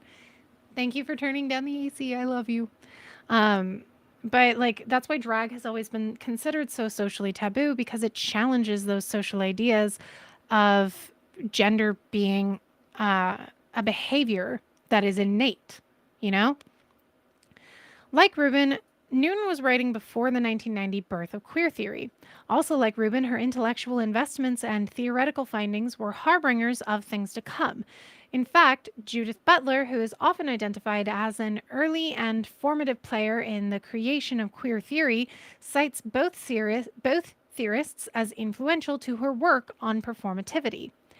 Judith Butler's Gender Trouble was originally published in 1990, introduces the term performativity to suggest that gender identity is not natural and does not emanate from an essential truth that can be located on or in the body, or that cannot be located on or in the body. I 100% believe that because I I have been on a my Udi is in the other room. It needs to be washed. But I truly believe that gender is like something, gender identity is like, it can't be located. I can't tell you where or why I know that I'm a woman. I just am. I just am. I don't know that performativity could be a form of masking. I'm not a trans person myself, so I'm not from I don't have enough information yet on the term. I'm pretty sure they'll go through it more to really be able to say that. Importantly, for Butler, because gender must be for Butler, gender is established as a consistent and cohesive For Butler, gender is established as consistent and cohesive through its repeated performance. Importantly, for Butler, because gender must be constantly reperformed, it can be intentionally or unintentionally troubled, revealing it as an ongoing project with no origin. This is similar to Newton's observation of drag, particularly her suggestion that drag reveals gender as a performance. What women need is, all women should. The emphasis on women as a group limits and constrains the very cultural possibilities that feminism is supposed to open up. Huh. Okay. That's an interesting proposition that I don't necessarily know that I agree with, but I'm willing to hear more and change my opinion. Gender Trouble is critiqued for ignoring the materiality of the body and real sex differences. In a follow up publication, Butler argues that sex is a regulatory ideal that forces many bodies into a two-part system. This is likely reminiscent of Fausto Sterling's provocation that there are 5 discernible sexes. Butler responded to critique by arguing although discourse does not produce material sex differences, it organizes these differences, gives them meaning, and renders them legible. I can see where that is coming from because, like, having a label on things does help a lot of people grasp stuff. Like, labeling things, I know that a lot of people are so anti label, but many humans, many people on this planet, I'm not going to say the vast majority of people, I just know that this is a thing, the way that many people's brains work. Many people like to compartmentalize information. So if it doesn't fit under a category, under a label, under a name, it is very hard for us to grasp. I'm definitely one of those people. I'm not gonna be watching this with everyone else here, cause that did not go well the last time, and I don't trust it. In Female Masculinity, Jack Halberstam continues the work of disentangling gender from genitals through a series of interpretive readings of literary, filmic, and historical representations. Halberstam argues that female masculinity actually affords us a glimpse of how masculinity is constructed as masculinity. In other words, women, and especially lesbians who are masculine, reveals masculinity as a construct, in much the same way that drag queen performances reveal femininity as a construct. I understand that. I understand that. Guys, I understood one. I'm so excited. I actually understood that. So, like, part of the taboo, part of the reason that these things are ostracized is because, it points out that that masculinity is not innate, that femininity is not innate. It is a performance. Okay, I'm getting it. I'm getting it, guys. I'm getting it. I'm very excited. I might be a smart person someday. Halberstam convincingly claims masculinity must not and cannot and should not reduce down to the male body and its effects. Like many queer theorists engaging in gender, Halberstam de-emphasizes genitals, refocusing on gender expressions. In other words, much as Newton observes about drag performances of femininity, anybody can put on a gender expression. That's true. Anybody can do it. It's like cooking in Ratatouille. Anyone can gender. That might be the dumbest thing I've ever said, but you know what? I stand by it. Anybody can gender. Queer theories of gender have influenced scholars across disciples, radically transforming how we think about gender. For Butler, there is no natural and essential gender or sexuality that queers deviate from. Okay, sorry. So it's kind of clicking for me, like what they mean. It's kind of like how neurodivergence as a concept um, is about like neurodiversity. Sorry, not neurodivergence, because neurodivergent is about identifying things that fall outside of the norm, whereas neurodiversity says that there is no norm. Neurodiversity says that brains exist in multiple flavors and that there is no one set of how brains exist. So this is saying that there is no one set of gender or sexuality that queer people are deviating from. It's just that there are many flavors. There are so many flavors. For Newton, femininity is not the property of women, just as for Halberstam, masculinity is not the property of men. Instead, we are all citing, at times contesting, at others complying with existing ideas about gender and sexuality.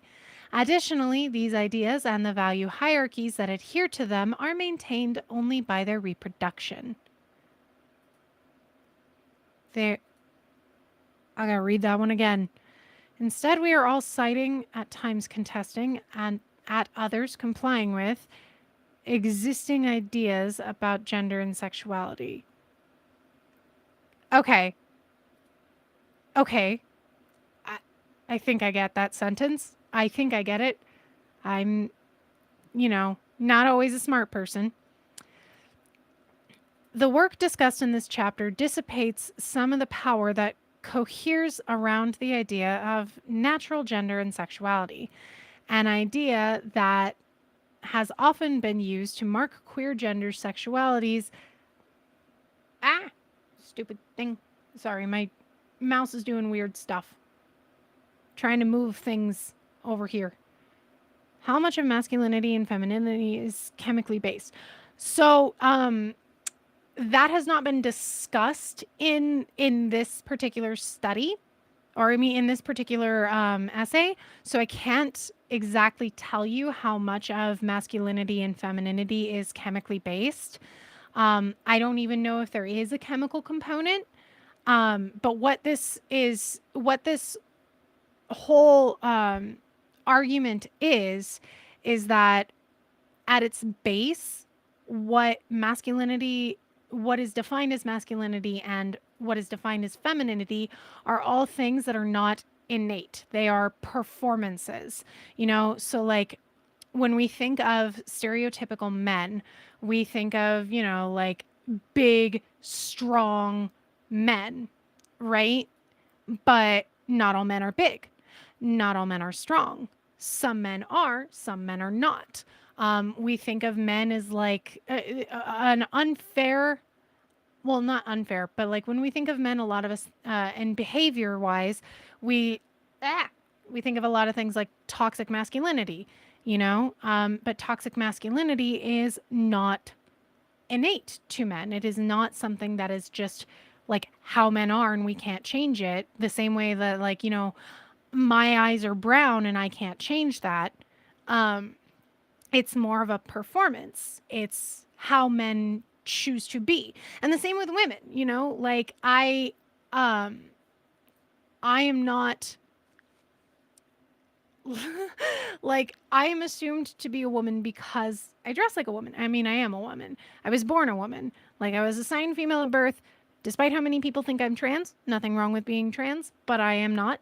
Um, like, my femininity is not innate. There are other people who are considered more effeminate than I am because, femininity comes in different flavors. It's more of a performance. It's like, the just girly things, liking pink or, enjoying Twilight. Those are things often associated with femininity, but they're not inherently femininity. Am I making sense? I hope I am making sense. Transgender studies. Transgender studies is an interdisciplinary field of knowledge production that, like queer theory, challenges discursive and institutional regimes of normativity. However, whereas queer theory is sometimes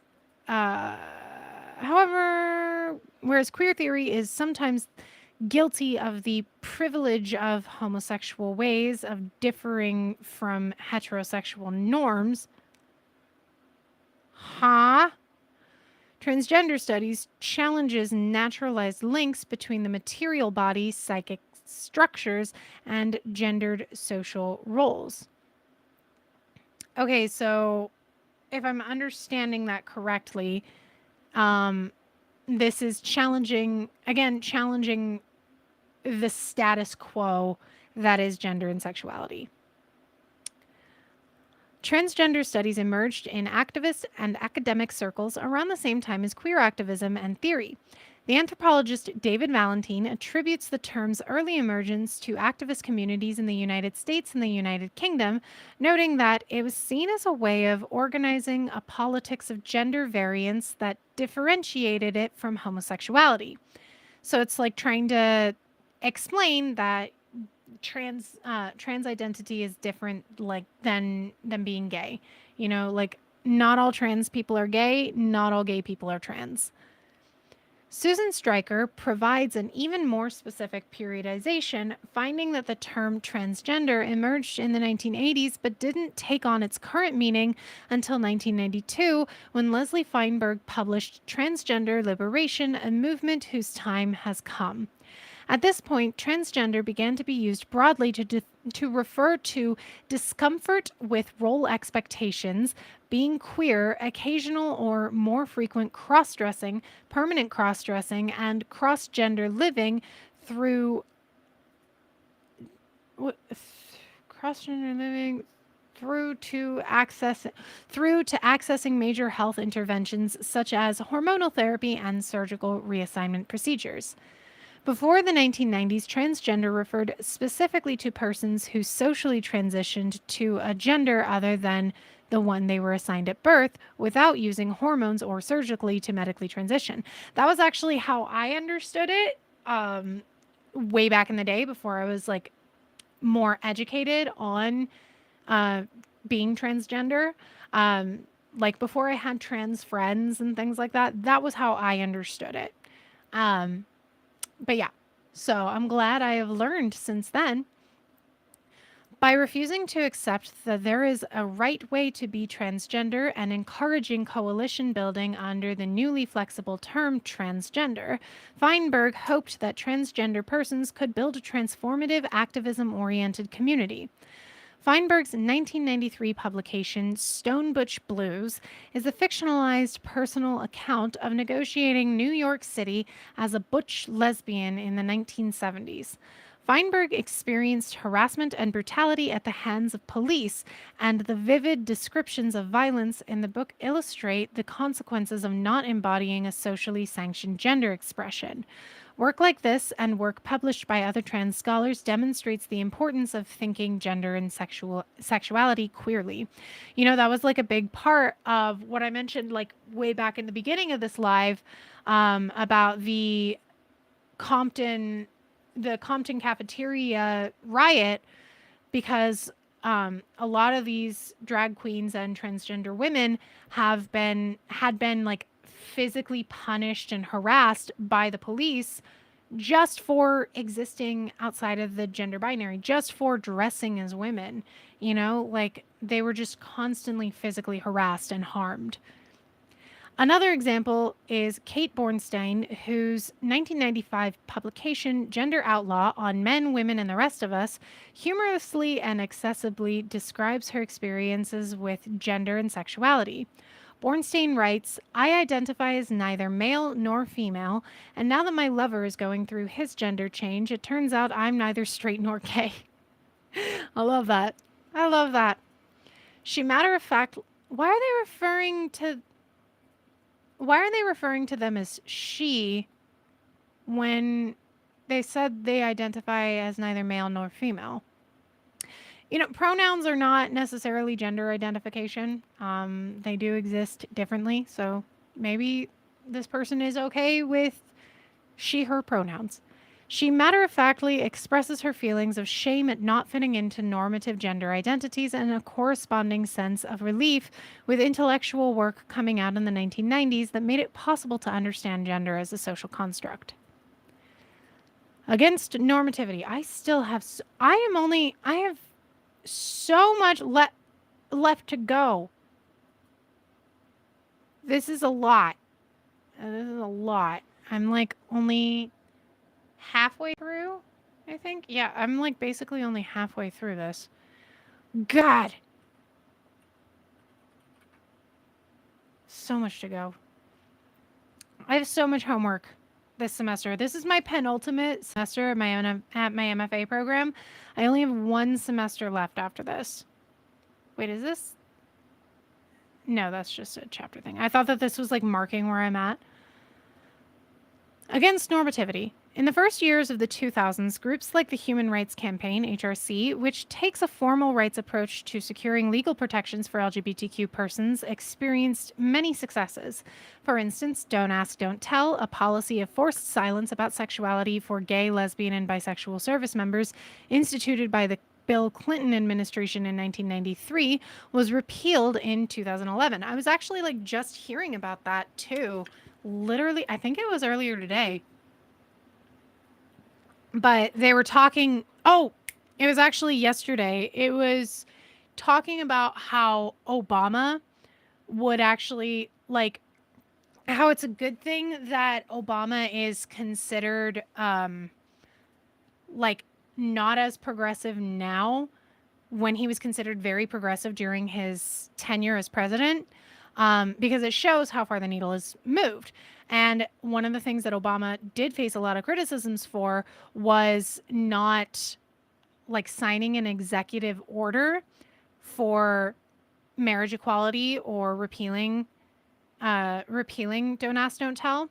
Instead, he preferred to go through the actual like courts for those things, which like the person who was talking pointed out, it was oh my god, he plays Kumar actually, in Harold and Kumar Go to White Castle. Cal Penn. It was actually Cal Penn talking about this because Cal Penn actually worked in the White House in the Obama administration for their engagement department. And he was talking about how Obama preferred to go through the legal channels as opposed to just writing executive orders when it came to marriage equality and gay rights, specifically for the reason that he did not want it to be overturned by just another executive order should a Republican incumbent come in after his tenure was done. And honestly, I think that Cal Penn's assessment of it, that was the right choice, is correct, specifically because like that would have been the first thing that Trump executive ordered away in his first term. And the fact it's a lot harder to overturn it, to repeal it when it's there through the legal channels and not through executive order, because through the legal channels you need votes. You need enough votes in order to do that. And you need the drive of the public and the politicians in order to do it. And by making it that much more challenging, it actually secured it more safely.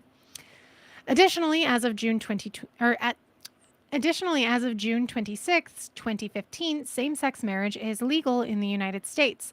Although inclusion in these institutions is contingent, precarious, and not evenly distributed among all members of the LGBTQ community, these two shifts in policy secured access and rights for some LGBTQ persons, specifically white middle class gay men for whom marriage equality has often been a primary political concern. That is true. I have heard that before.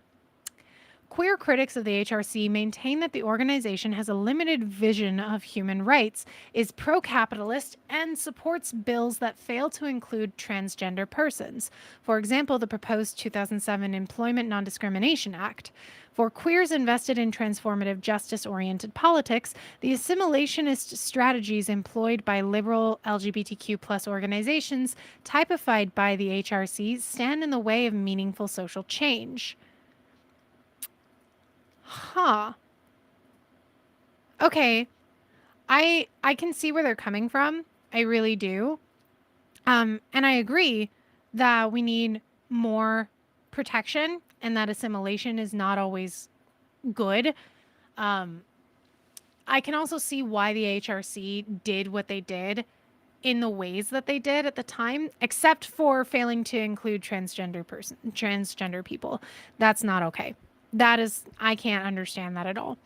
But the assimilationist strategies that they employed, I think, was just because, like, that was the only way to really normalize being gay to conservatives.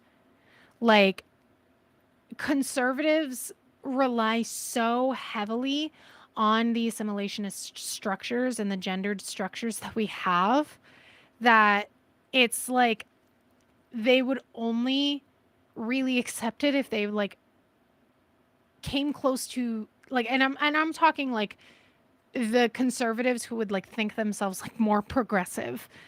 Like the only way that they are okay in normalizing being gay is if like gay people perform straightness in that way. But yeah, it's obviously it didn't work. So I think that the critics, because, you know, like gay marriage is under attack again and LGBTQ people are under attack again, and it didn't actually wind up fully normalizing at all. So I take back my statement. It was wrong. I think the critics are correct. Many queer theorists and activists are concerned that emphasizing single issues, marriage or the military, and centering LGBTQ politics on inclusion into pre existing institutions diminishes the radical potential for queer thought and action. The desire for radical social change that is central to the queer theoretical project is discussed further in the next section. Lisa Dugan coined the term homonormativity to describe the activist work of groups like the HRC. According to Dugan, groups like the HRC represent the interests of white middle class gay men whose privilege provides them cover to access social institutions and benefit from assimilation in ways unavailable or undesirable to other members of the LGBTQ community. That is also why cisgendered gay men are more likely than any other member of the queer community to be Republicans. Because they're gendered, like, even though LGBTQ, even though gay men, specifically gay white men, even though they may perform behaviors that exist outside of the gender binary as a part of their identity as gay men, that whole masculinity patriarchal structure has a chokehold on them. Like, that is why so many gay men, gay cis white men specifically, are so misogynistic. Some of them are some of the most misogynistic people I have ever met, and yet they will say to themselves, well, I can't be misogynist because I'm gay. And like so much of cisgendered male gay activism, specifically white cisgendered male gay activism, has been not about like actual queer liberation, but separating themselves from women. And like, it's why there's always been an issue. Like, a couple of semesters ago, I had to watch a documentary about San Francisco uh, queer like the rise of the queer community in San Francisco. And one of the biggest issues that the queer community had was that there was very little alliance between the gay community and the lesbian community, specifically because every time the lesbian community was like, okay, so this is a girls only thing, this is a lesbians only thing, this is just our night, gay men would come in and say, like, no, we have to be included too. We have to be, you can't exclude us because that's mean, that's discriminatory. And it's like, sometimes women want spaces that are safe from misogyny. And that, in and of itself, trying to invade women's spaces as a cis man is, in and of itself, misogynistic. There is, of course, room for a conversation about non binary people and how they fit into girls only nights or things like that. But when you are a cis man and you see women only spaces, that's not your space. That's not your place to say, hey, we need to be a part of this. But yeah. For instance, the primary benefit of marriage is access to health insurance, but one partner must have health insurance for marriage to help a couple in this way. Job discrimination, housing discrimination, street harassment, and access to identification documents are central to the politics of queers of color, as well as women and lower income members of the LGBT community. And also, disabled people. Disabled people do not have marriage equality, because if a disabled person is on Medicaid, they can have their Medicaid taken away if they get married. If they are on disability, SSI, they can have their SSI taken away if they get married. And that is why so many disabled people are having union ceremonies instead of actual marriages, because they can't afford to live without the health insurance and the SSI. So it's like, marriage is not accessible to everybody. Many express criticism that groups like the HRC have become representative voices of the LGBTQ community and are failing to represent its most vulnerable members. Yeah, no, especially with the disabled community. Like, that's one that I actually have a better understanding about, because I am a disabled person, because I am autistic, because I spent so much time of my content creation in like autism activism, which I no longer do because the autism community got way too toxic for me. But I still do consider myself a disability activist who cares about disability disability activism and disability rights. Like, I'll still speak out on it. I'm just no longer an educator on it, because I can't. I'll do a video about that at some point, maybe.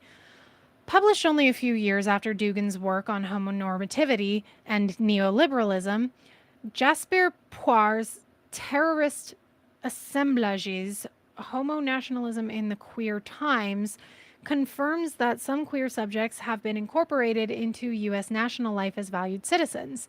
However, according to Poir, this benevolence towards sexual others is contingent upon ever-narrowing parameters of white racial privilege, consumption capabilities, gender and kinship normativity, and bodily integrity. Poir further argues that welcoming some queers into national life requires queerness to be projected onto other bodies. She suggests that the deviancy and objection previously associated with gay and lesbian sexualities is redirected to brown Muslim bodies and instrumentalized to justify the war on terror. That is, the United States appeals to its tolerance of some queers to construct itself as civil and progressive. It then attaches sexual backwardness and violent homophobia to Islamic nations. That is so true. This is why intersectionality matters. This is why a lot of people of color within these communities will say that a white queer person is white first. You will be more likely to be accepted by society as a queer person being a white queer person than a queer person of color. And it is like, it is so exhausting. It is so exhausting. Dugan and Poir are critical of activist initiatives that are based on inclusion into existing social institutions because they see these institutions themselves as damaging. Furthermore, they argue that capitalism and militarism do harm and can only contingently benefit individual LGBTQ persons.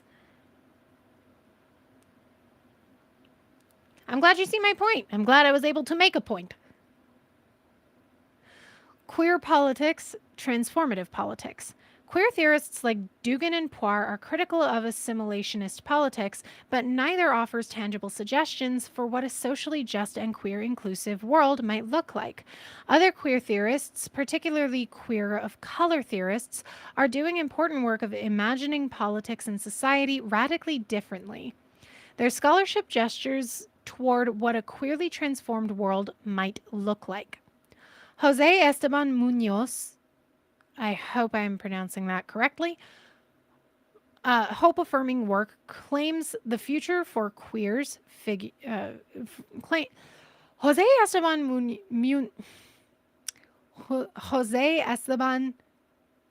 Jose Esteban Munoz's hope-affirming work claims the future for queers. He writes, "The future is queerness's domain. Queerness is a structuring and educated mode of desiring that allows us to see and feel beyond the quagmire of the present." For Munoz, I hope I'm pronouncing that correctly. For Munoz, conditions of everyday life are simply not viable for queer people of color, which prompts many to imagine a transformed world. In Cruising Utopia, the then and there of queer futurity, Munoz explores the critical imagination, which he refers to as transformative thought that can prompt and shape social change. This idea, along with Munoz's intersectional theorization of oppression and social transformation, resonates with many other queer theorists. Bringing together critical race theory and queer theory enables us to explore what it means to disidentify with different aspects of identities, especially for those with identities that are typically marginalized. Love that. This is, again, why intersectionality is so important. The activist Charlene A. Carruthers' unapologetic, a Black, queer, and feminist mandate for radical movements foregrounds the importance of intersectional thinking. She introduces a Black queer feminist lens, which she describes as a lens through which people and groups see to bring their full selves into the process of dismantling all systems of oppression.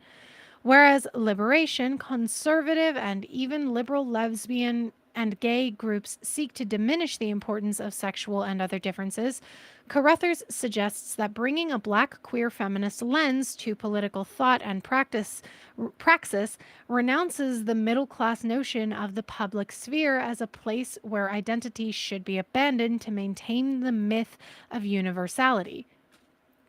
That was a sentence. Okay. Seek to diminish the importance of sexual differences. Okay. So, like, whereas libertarian and conservative people seek to say that, like, it doesn't matter if you're queer, doesn't matter if you're straight, that doesn't really help in, it's like being colorblind. It's like not literally being colorblind, but it's like those people that are like, I don't see color. That doesn't help. That actually just ignores the oppression going on. Even more, her vision of activism decenters queerness. She demands that multiple types of oppression, types that will not be experienced the same way or even at all by the entire LGBTQ plus community, must be acknowledged to imagine and enact a truly transformed, justice-oriented social world.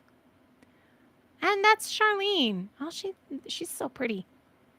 Like Munoz, Carruthers emphasizes the importance of the Black imagination, specifically the ability to imagine alternative economics, alternative family structures, or something else entirely. This work cannot be accomplished if groups like the HRC, which has a clear pro-capitalist agenda, shape public discourse about LGBTQ plus issues. That makes so much sense. Okay, so like that's all about how important intersectionality is. We can't just look at this as like we need marriage equality, we need to be able to be married just like men and women, we need to be able to join the military just like anyone else can. It's like, well, one, why should the military exist? And two, marriage equality is not accessible for all people, even if it's like legal everywhere for gay people to get married. That doesn't mean it's legal, it's therefore legal for all gay people to get married. And it also doesn't mean that marriage is something that all queer people want and they should still be thought of as valid, even if they don't want to get married. In After the Party, a manifesto for queer of color life, Joshua Chambers Letson Joshua Chambers Letson explores the effect music and art can have on audiences in an attempt to theorize the conditions necessary to envision collective change. He suggests that creative work can expand imaginative possibilities and prompt new modes of being together in the world.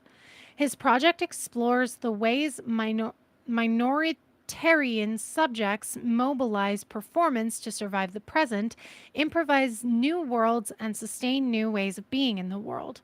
Similar to Munoz and Carruthers, he argues that radical transformation is the only way forward for queers of color. Instead of asking, how can we include queers in the existing world, he asks, how can we queer the existing social world to make it habitable by queers? So that is like very so remember how I said that, like, autistic people are better at like bottom up thinking, like where we like have the foundational and then we move on to the next step. That's a society should be built. The foundation should be focused on uplifting the most marginalized, because what we know about like about the way society works and the way advancement works is if you plan for the most marginalized, everyone benefits. Like, for example, marriage equality. Like, I know that we just talked about how marriage equality is not the be all end all, but hear me out. Hear me out. The very law that argued marriage equality for LGBTQ people should be legalized is the Marriage Equality Act that said Black and white people should be able to get married. It was a law that was originally arguing about how race should not determine whether or not you are eligible to marry another person. And so they argued that that law applies to sexuality as well. People who are marginalized by being Black are automatically more marginalized than somebody who is like a white gay person is. Good news is autism rates are on the rise, so there is hope. I love that look on it. But again, being Black automatically makes a person more marginalized than a gay white person, just because there is like so much more oppression that happens to Black people who are queer. Like, there are Black people who are oppressed not because they are queer, but because they are Black specifically. We have like a lot of instances of police brutality. The police aren't stopping and asking, are you gay first? No, they're seeing a Black person. And so by forming a law that protected the rights of Black people, it wound up benefiting white people who wanted marriage equality. So when we protect the most marginalized first, other people who are not as marginalized always wind up benefiting. And it's the same when we look at like economics. When the minimum wage is raised, I know corporations always say, oh, that's going to tank businesses, that's going to tank the economy. It's not true. It's actually not true. It makes the economy more profitable when we protect those who are the most at risk. Part of the reason that we had such a big economic boom in the 1950s was not just because we taxed the rich at 90%, which really, really helped, but it was also because you could actually live off of minimum wage. You could actually afford a house off of minimum wage. You could survive off of minimum wage. You wouldn't be rich, but you would be able to survive and survive decently because the minimum wage was protected. It was protecting people who could only have those jobs. And as a result, our economy boomed because more people could afford to participate in the economy. And so it is the same for everything else. So if we want to have queer liberation, they are arguing that it's not that we should include queer people in the existing world, in the existing social structures we have, but how can we make the social structures that we have queer? How can we demolish those systems and rebuild them in a way where queer people are at the center and not the afterthought? Additionally, like Carruthers, Chambers Letson decenters the queer sexual subject and queer theory to explore intersectional possibilities for speculative world-making and practical activism. For him, experiencing performance allows audiences to rehearse new ways of seeing and being in the world together, which is why he emphasizes the importance of art and music. Hold on, let me turn my phone off because it is just vibrating like crazy and annoying me. My podcast partner always, I love her, but she always picks the worst times to like message me a million times in a row. Where is the do not disturb button? There we go. Reduce interruptions. All right. But I agree with Chambers on the importance of art and seeing and being in the world together, because art is an important part of normalizing things. I covered this in one of my BoJack Horseman shorts, but okay, rather BoJack Horseman covered this in the show, how film and television, the media we consume, pop culture, has an effect on the things that we normalize for good or for bad. And things like Will and Grace, which was a show that famously had a queer person as a lead, was very, very important in our society here in the West in normalizing queer identity. And it was because millions of people were watching it on their TVs. And it was fun, and it was silly, and it was well written. But also, Deborah Messing is a horrible Zionist, and I don't want to talk about her in a good way.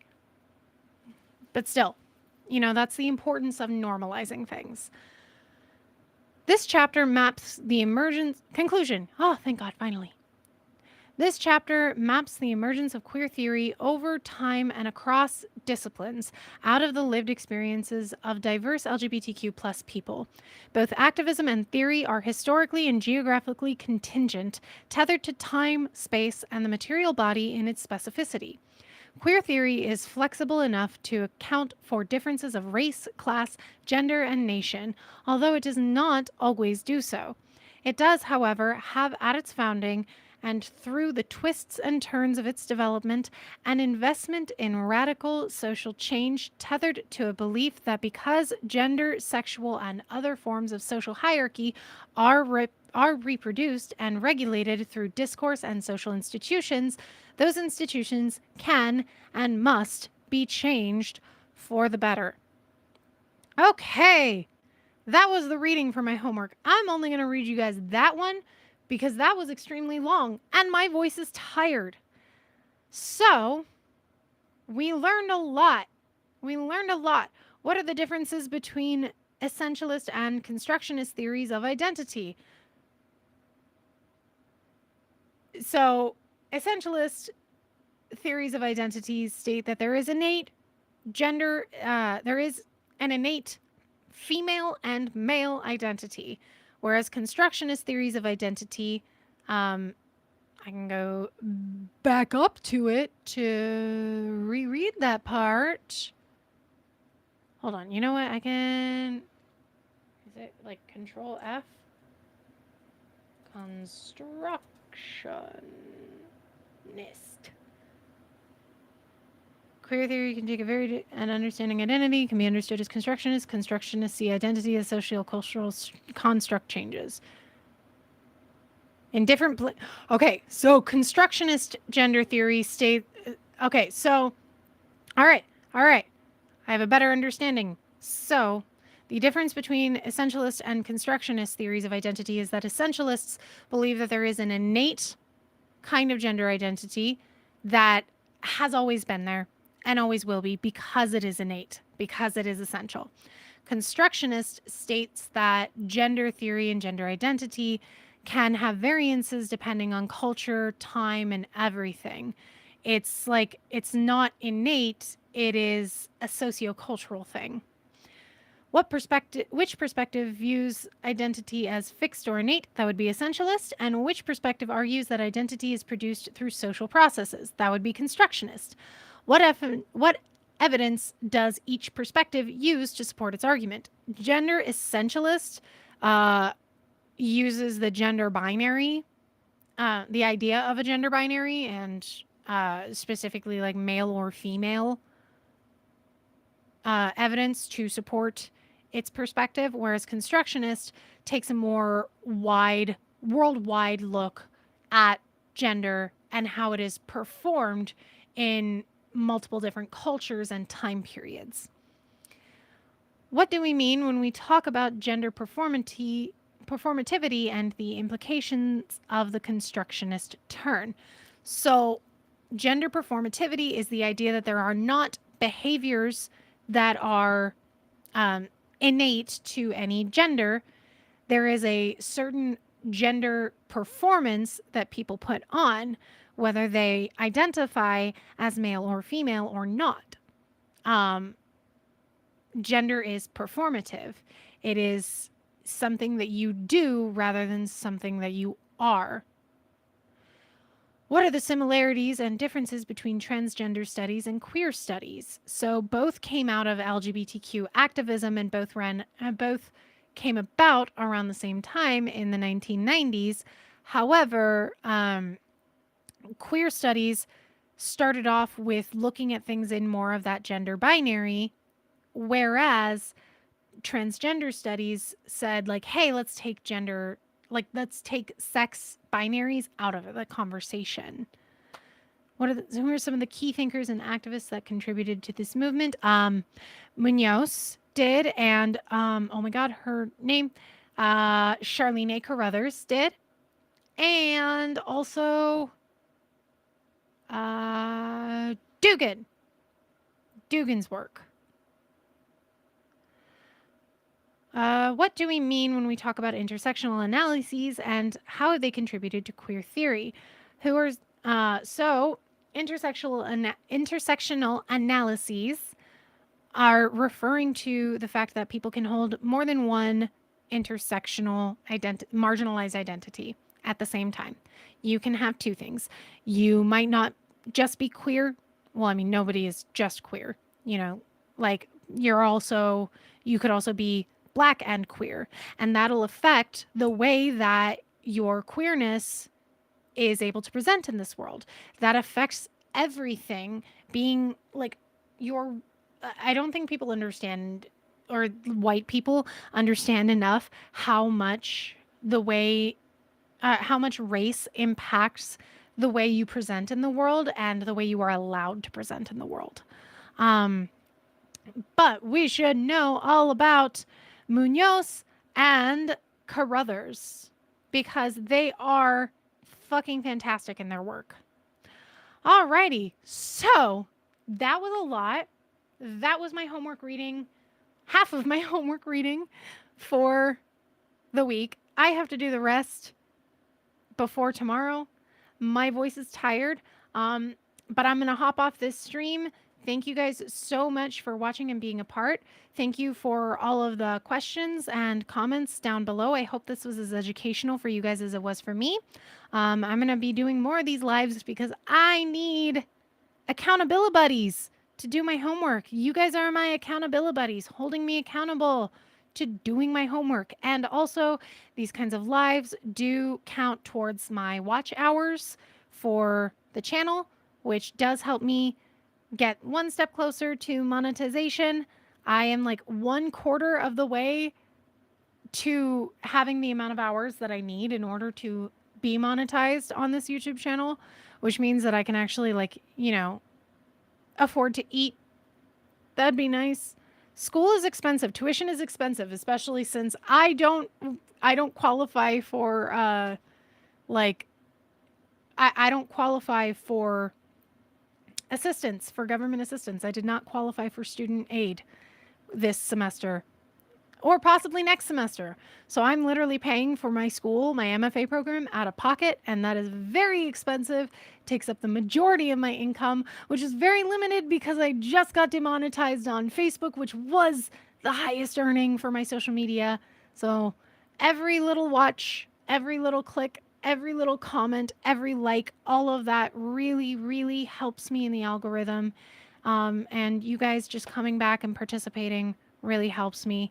So let me know in the comments down below if you have any questions that maybe I can answer, or if you have any content that you'd like me to make.